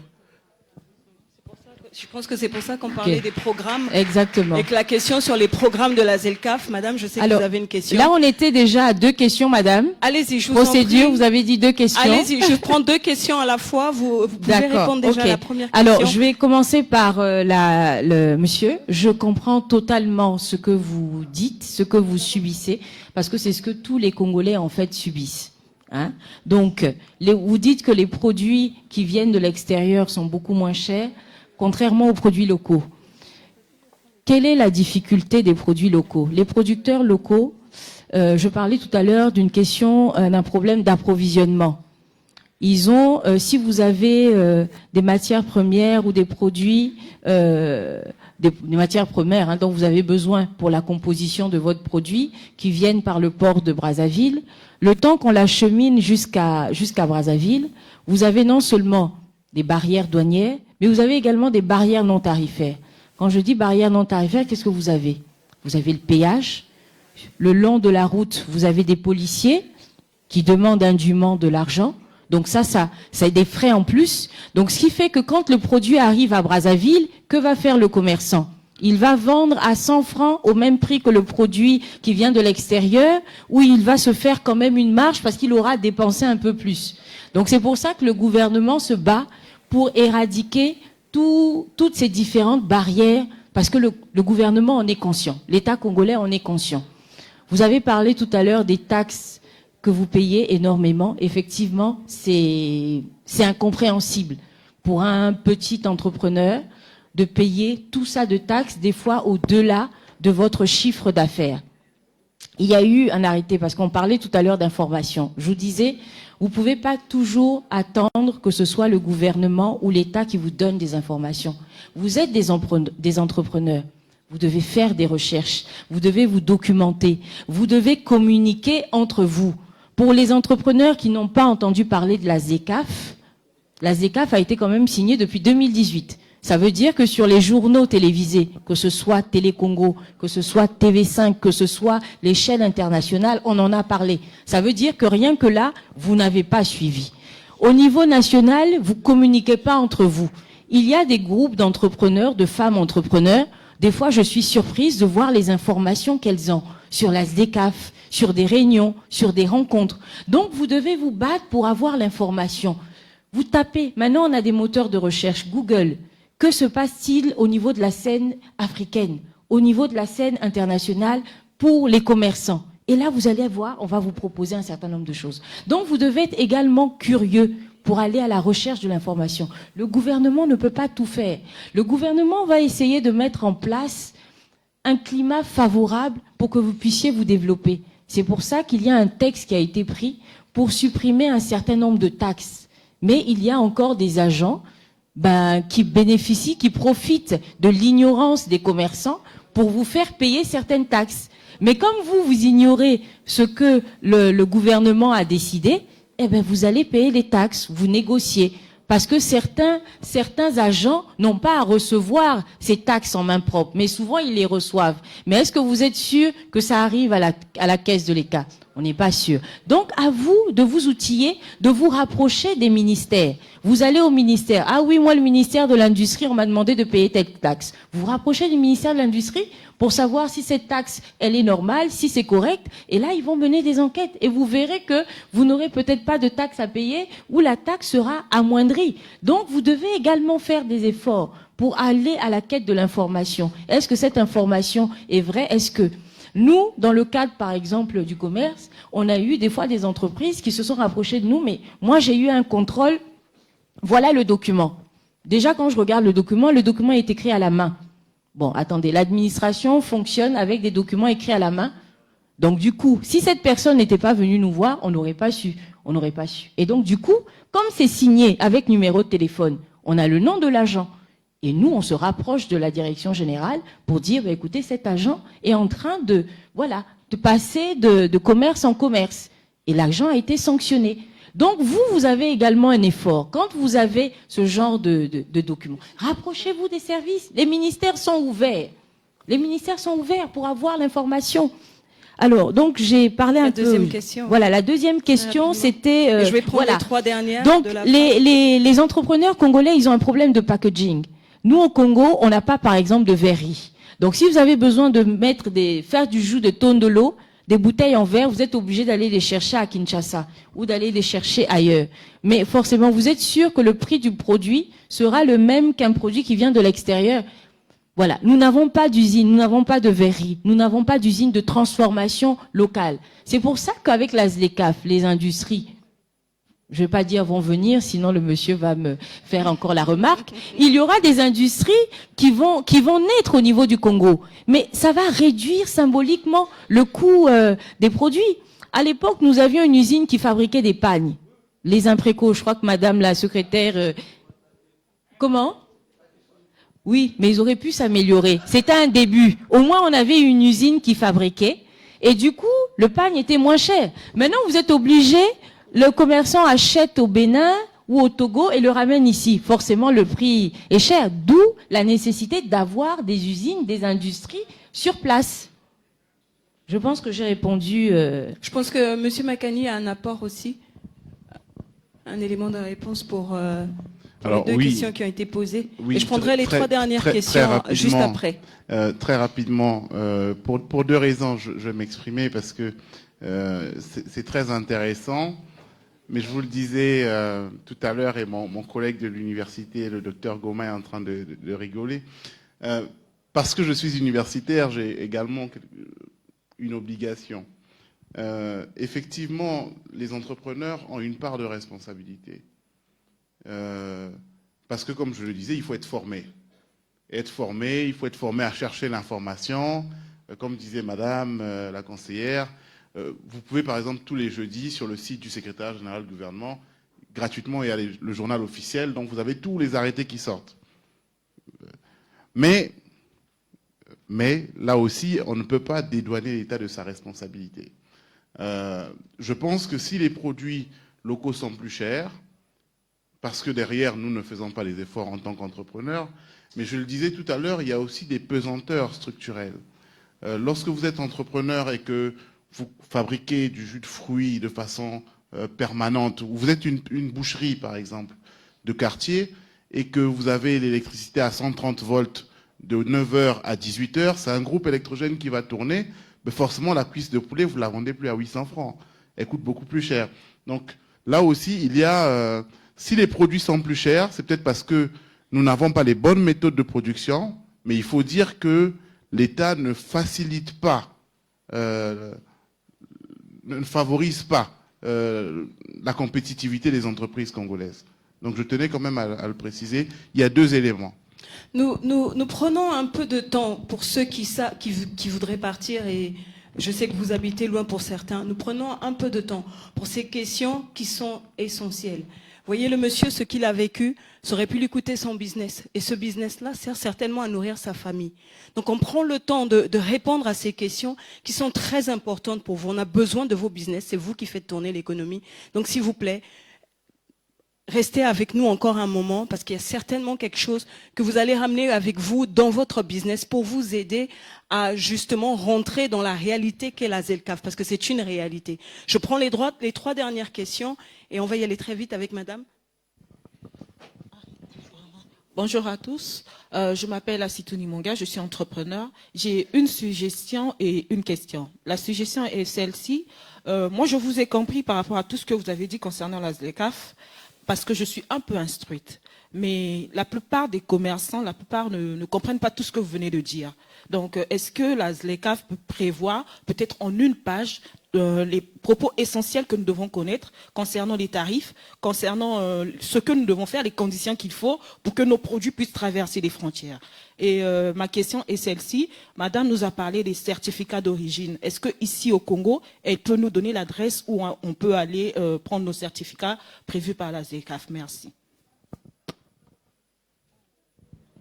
Je prends les 2 dernières questions et je pense que on pourra répondre à toutes ces questions-là une bonne fois pour toutes, oui.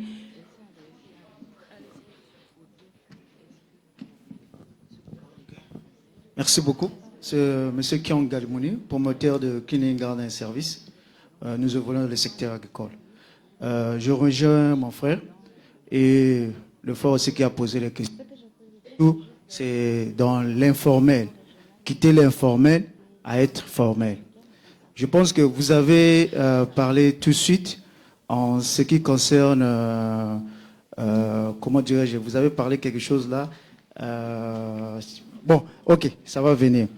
Bon,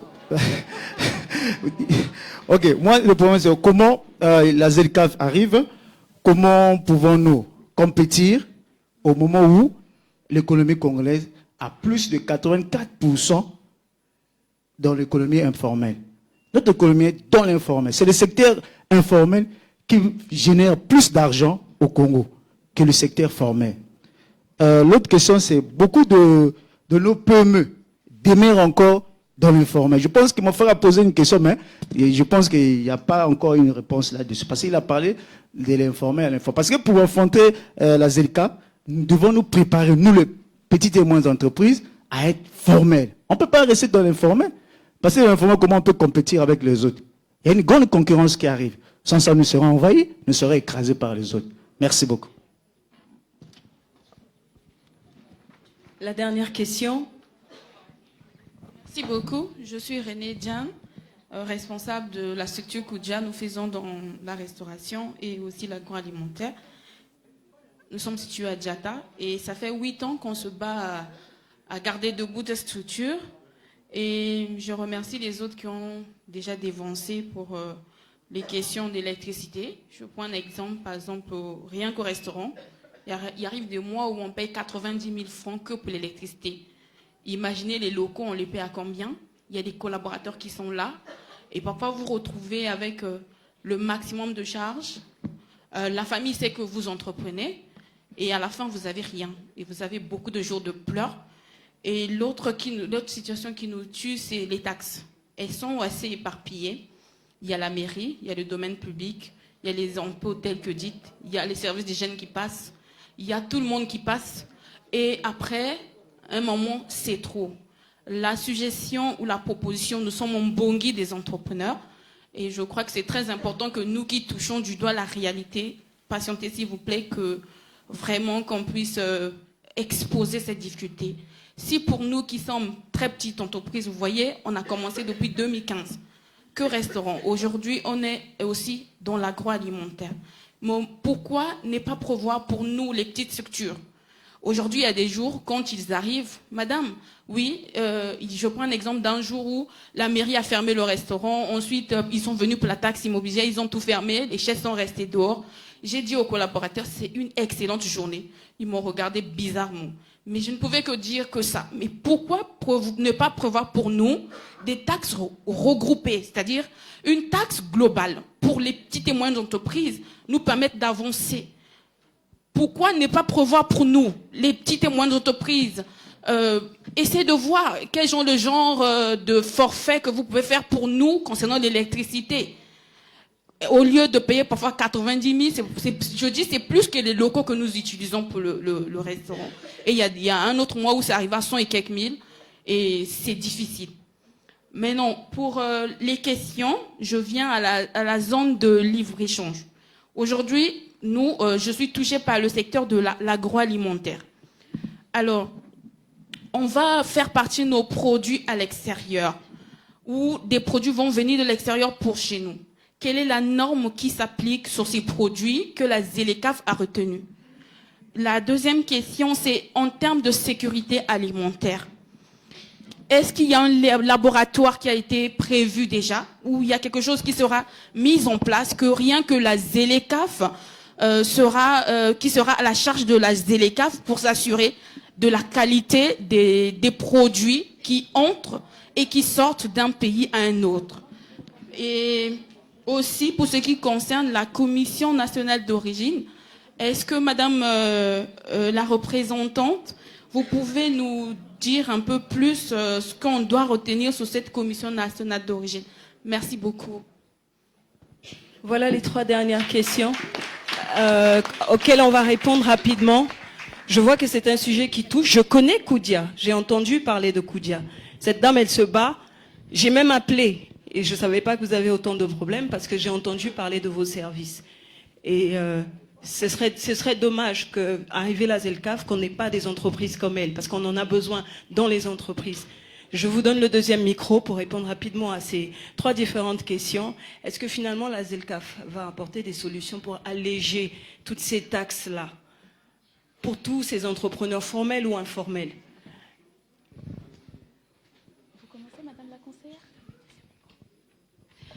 Merci beaucoup pour toutes ces questions très, très intéressantes. Je vais apporter quelques éléments de réponse, mais il y a certaines questions qui, je pense, ressortent des compétences de Madame la conseillère. Alors, un des participants a parlé du fait que Madame la conseillère a parlé des industries qui viendront en République du Congo dans le cadre de la ZLECAf. Mais je tiens aussi à dire que ça va dans les deux sens.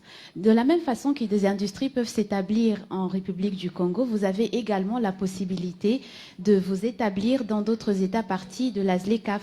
Par exemple, vous pouvez vous établir en tant que fournisseur de services. Ça, c'est très important et ça vous ouvre beaucoup d'horizons dans ce cadre-là. Et donc, ne réfléchissez pas uniquement dans le cadre du commerce des marchandises. Comme je vous l'ai dit, la ZLECAf couvre énormément de domaines, y compris le commerce des services. Si vous êtes fournisseur de services, la ZLECAf vous facilite pour que vous arriviez à fournir vos services dans un autre État, dans le territoire d'un autre État partie, où vous pouvez vous établir. Vous pouvez établir une succursale plus facilement dans le territoire d'un État partie, où vous-même, en tant que prestataire de services, vous avez la possibilité d'offrir vos services dans un autre État. Et donc, essayez de voir ça dans les deux sens. De la même façon que les autres États parties de la ZLECAf auront accès au marché congolais, vous-même, vous aurez accès à un marché de 1,3 milliard d'habitants. C'est énorme, c'est un marché énorme. Et donc, ce qui veut dire qu'il y a des préalables que vous devez remplir, notamment l'échelle. Vous devez avoir la capacité de pouvoir servir ce marché de façon continue. Il ne faudrait pas qu'il y ait des ruptures. Et pour ça, il faut justement réfléchir sur des moyens pour nous assurer de la viabilité des PME. Vous avez besoin de l'accès au financement, du renforcement de capacité, des informations pertinentes pour y arriver. Et ça, c'est très important. Alors, une question m'a été posée, notamment concernant la disponibilité des informations dans les langues locales. Au niveau du secrétariat, permettez-moi de préciser que le secrétariat de la ZLECAf est une institution qui est régie par les États parties. Et dans ce cadre-là, évidemment, nous nous assurons en tant que secrétariat à ce que les informations soient disponibles dans les langues de l'Union africaine. Le français, l'anglais, l'arabe, le portugais, le swahili maintenant. Et est-ce que j'ai oublié une langue ? Non, le lingala ne fait pas partie des langues de l'Union africaine. Mais évidemment, le gouvernement a la responsabilité de s'assurer à ce que l'information soit également accessible dans les langues locales. Mais cela ne régit pas de nos compétences. La mise en œuvre de la ZLECAf est la responsabilité des États parties. Le secrétariat de la ZLECAf a été mis en place pour faciliter ou pour soutenir les États parties dans cet exercice. Alors, je vais aller vite pour permettre à Madame la conseillère d'apporter quelques éléments. Quelqu'un a parlé de la nécessité de formaliser les PME qui fonctionnent dans le secteur formel. Et vous avez absolument raison. Mais en fait, une chose qui a été développée dans le cadre du commerce, c'est qu'on s'est dit, d'accord, la formalisation est un problème sérieux, mais nous pouvons trouver des solutions pour permettre, et nous n'appelons pas ces commerçants des commerçants informels, mais des commerçants à petite échelle. D'accord. Nous mettons en place des mécanismes pour permettre aux commerçants à petite échelle de pouvoir faire le commerce transfrontalier beaucoup plus facilement. Il y a, par exemple, au niveau de certaines CER, un régime commercial simplifié qui a été mis en place. Et ce régime, je ne suis pas sûre qu'il est applicable en Afrique centrale. Madame la conseillère me dit que non. Mais par exemple, dans la région du Comessa, et dans d'autres de Comessa et de la CEDEAO, ce régime fonctionne comme ceci. Vous êtes un commerçant, par exemple, et vous vendez des produits agricoles, des produits périssables, et vous avez besoin de les vendre dans un autre État partie. Alors, ce qu'on va faire, c'est évaluer la valeur de vos produits. Le régime simplifié s'applique jusqu'à un certain niveau. Donc, il faut qu'on assesse la valeur de votre produit. Par exemple, on peut dire que si votre produit est d'une valeur de $2 000 et en deçà, ou de $5 000 et en deçà, on va essayer de simplifier le processus. On va même essayer de vous fournir un certificat d'origine simplifié, juste pour vous rendre la vie beaucoup plus facile. Et il y a beaucoup de commerçants à petite échelle qui utilisent ce mécanisme pour commercer dans le cadre des accords commerciaux au niveau régional. Et c'est un modèle, en fait, qu'on essaye de réfléchir comment l'appliquer également au niveau continentale. Un élément de réflexion, évidemment, pour les États membres de la CEAC. C'est un modèle qui fonctionne et qui, à mon avis, devrait être répliqué. L'avantage de ce régime simplifié, c'est que le commerçant arrive à commercer beaucoup plus facilement et à un prix, à des coûts beaucoup plus réduits, mais on arrive également à formaliser d'une certaine façon l'activité du commerçant informel, comme vous le dites. Par rapport à agroalimentaire, quelqu'un m'a posé une question concernant les normes qui s'appliquent. Alors, dans le cadre de la ZLECAf, nous avons une annexe sur le au protocole sur le commerce des marchandises, sur les mesures sanitaires et phytosanitaires. Et cette annexe, en fait, régit les critères qui doivent être remplis, surtout en ce qui concerne les produits agricoles. Je ne vais pas rentrer dans trop de détails parce que nous n'avons pas beaucoup de temps. Une chose aussi que j'aimerais que vous reteniez de cette session par rapport aux outils et aux programmes que le secrétariat met en place pour faciliter le commerce dans le cadre de la ZLECAf. Nous avons ce qu'on appelle un forum d'affaires. Le forum d'affaires de la ZLECAf que nous organisons chaque année. Nous l'avons organisé cette année à Cape Town. Et c'est une plateforme, en fait, qui facilite la conclusion des accords. C'est une plateforme qui est conçue pour le secteur privé et qui facilite la conclusion des accords, qui permet également aux entrepreneurs de venir montrer les produits et les services qu'ils produisent ou qu'ils fournissent, et essayer également d'apprendre d'autres entrepreneurs qui viennent, etc. Nous avons également des fonds pour les PME que nous avons négociés avec des banques spécifiques pour faciliter en fait l'accès au financement pour les PME qui aimeraient commercer dans le cadre de la ZLECAf. Je vais m'arrêter là et passer le micro à Madame la conseillère. Du coup, vous m'excuserez, je me souviens peut-être pas de toutes les questions. Alors, je sais qu'il y avait une question sur la norme. savoir quelles normes, est-ce qu'il y avait des normes internationales. Effectivement, les produits que vous voulez soumettre au marché de la ZLECAf doivent bien sûr respecter des normes. Nous avons l'ARSO, qui est, voilà, donc ce sont des normes internationales, c'est la norme régionale, l'organisation régionale africaine de la norme, donc qui régule un peu tout ça. Donc vos produits, bien entendu, doivent être aux normes. On a parlé également du comité national d'origine. Voilà, le comité national d'origine, si vous avez besoin d'un certificat d'origine, vous avez le ministère du Commerce.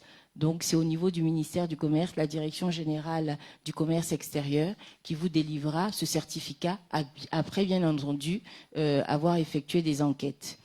Il y avait une autre question.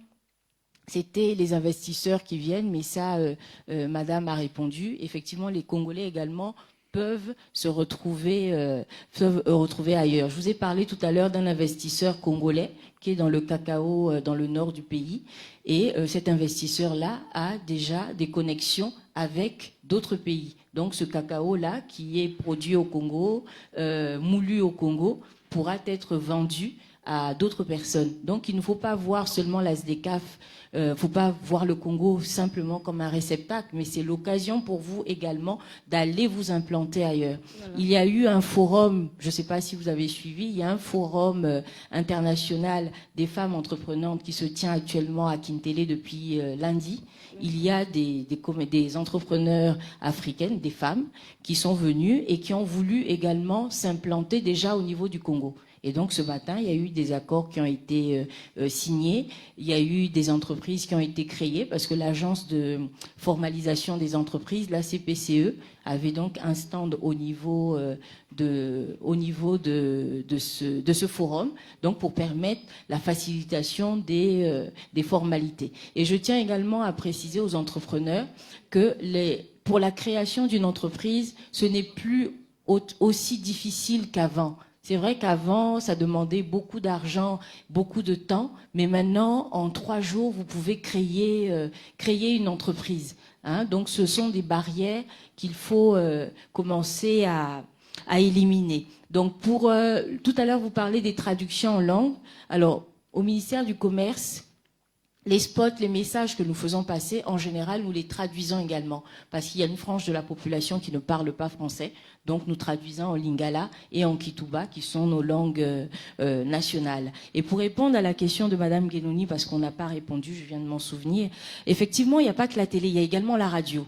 Mais la ZLECAf, on peut en parler 2 heures, ce n'est pas suffisant pour parler de la ZLECAf. Absolument. Il y a également des émissions radio, etc., Radio Congo, Radio Rural, pour toucher toutes ces personnes-là. Voilà. Voilà. J'espère que tout le monde a pu avoir au moins un élément de réponse aux questions qu'il avait. Comme Madame l'a dit, on ne pourra pas tout dire en 1 heure. Il y a tellement de paramètres, des questions de culture même, de formation, d'avantages, de droits, de propriété intellectuelle, tous ces aspects-là de la ZLECAf qui nous touchent, qui touchent tous les business congolais, tous les entrepreneurs formels ou informels. Ce sont des questions qui, je pense, vont devoir avoir un numéro 2, un retour à ce sujet qui nous touche. Madame Lendongo, j'espère que vous y penserez. Je suis Sakia Lekunzu, j'ai été modératrice, mais je pense que nous allons calmement vers la fin. Un dernier mot. Et avant tout, je voudrais vous dire merci. Merci à chacun d'entre vous d'être venu. Merci pour votre apport. Et un dernier mot avant la fin. Merci beaucoup, Madame la modératrice. Oui, je tenais quand même à partager des informations clés. Par moment, j'ai cru comprendre qu'il y avait quelques appréhensions par rapport aux investisseurs. Il faut savoir que la ZLECAf ne va pas travailler sur les investisseurs directement. Mais le fait de créer un marché commun va emmener des investisseurs à investir dans l'industrialisation. Dans le panel précédent, j'ai parlé de champions nationaux, continentaux notamment, comme le groupe Arise, qui crée des plateformes industrielles. Parce qu'elles ont compris que si on veut aller sur les marchés étrangers, il faut qu'on ait toute une infrastructure. Donc cette entité-là, elle investit non seulement dans les ports et terminaux, mais elle investit également dans la création de zones économiques spéciales.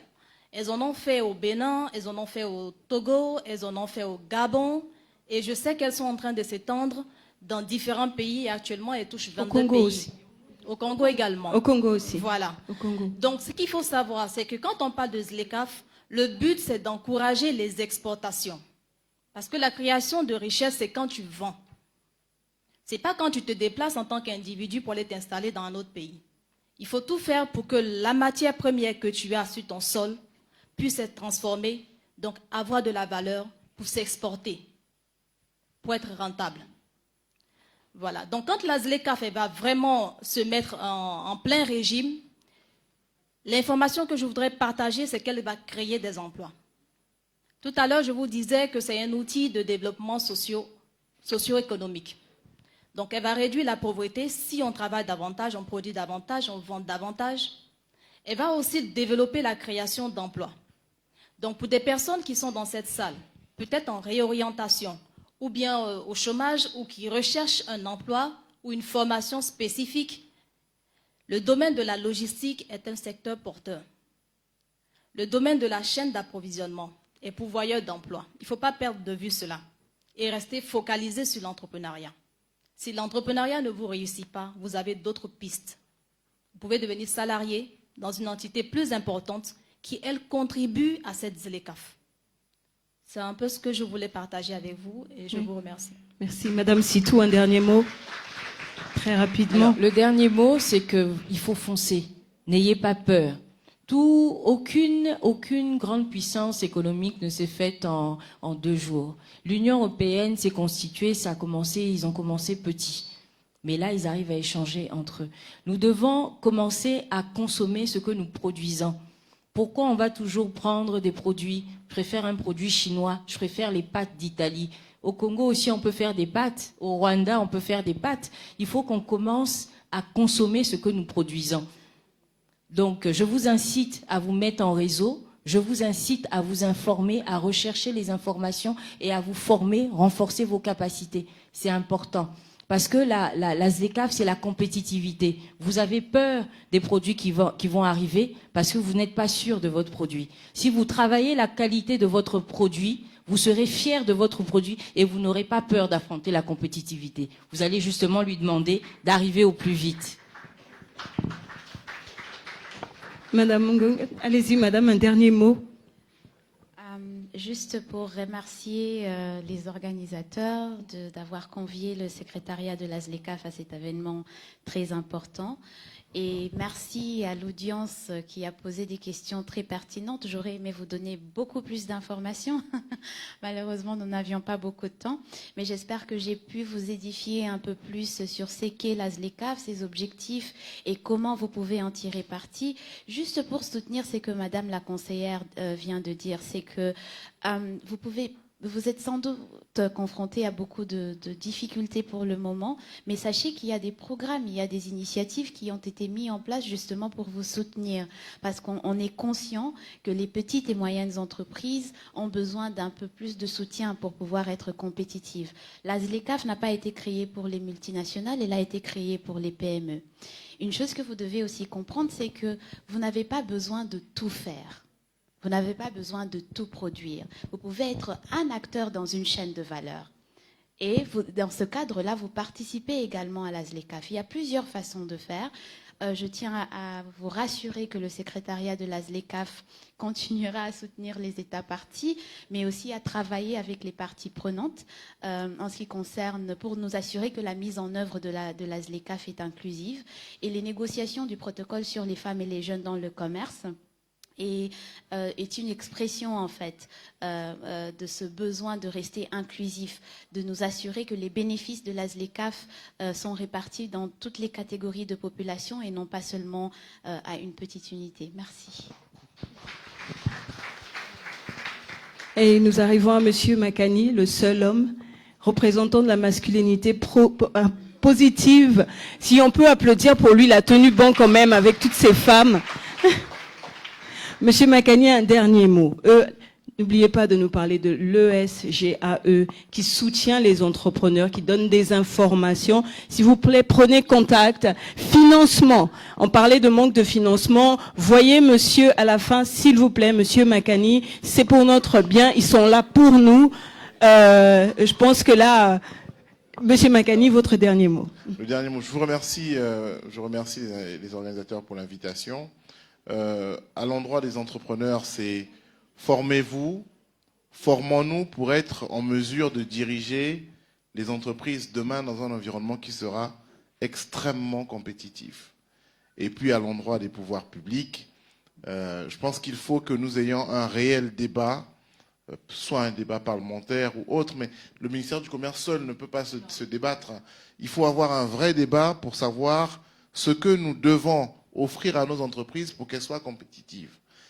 Tant du point de vue de la fiscalité, de la parafiscalité, il faut un débat, à la fois pour accompagner les entreprises et puis pour sélectionner les filières. Bon, je n'irai pas dans le sens de la Chambre de commerce qui a choisi le manioc et le coco, mais c'est leur choix, on le respecte.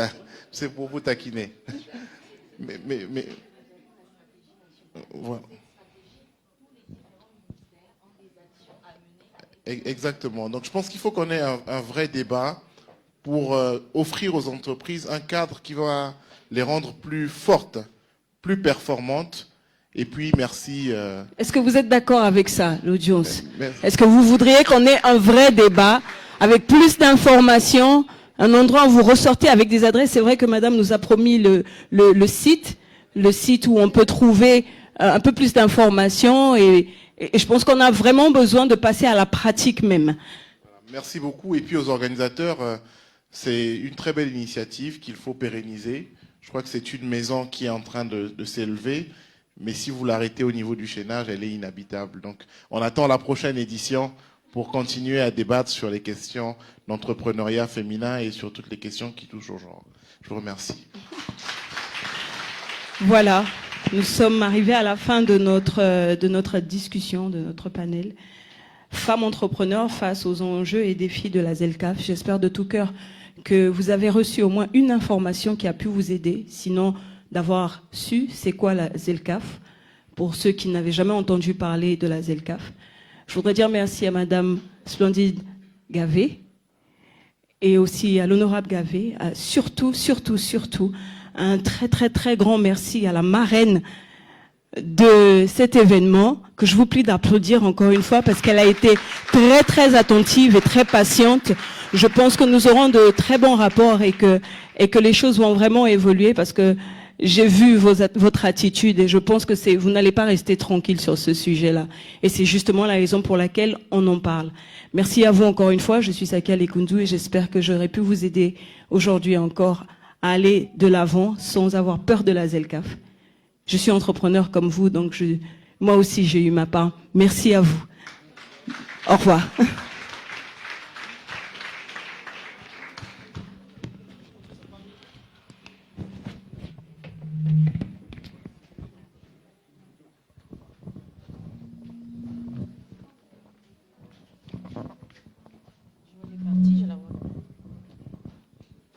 Photo de famille, c'est ça? C'est une photo de famille?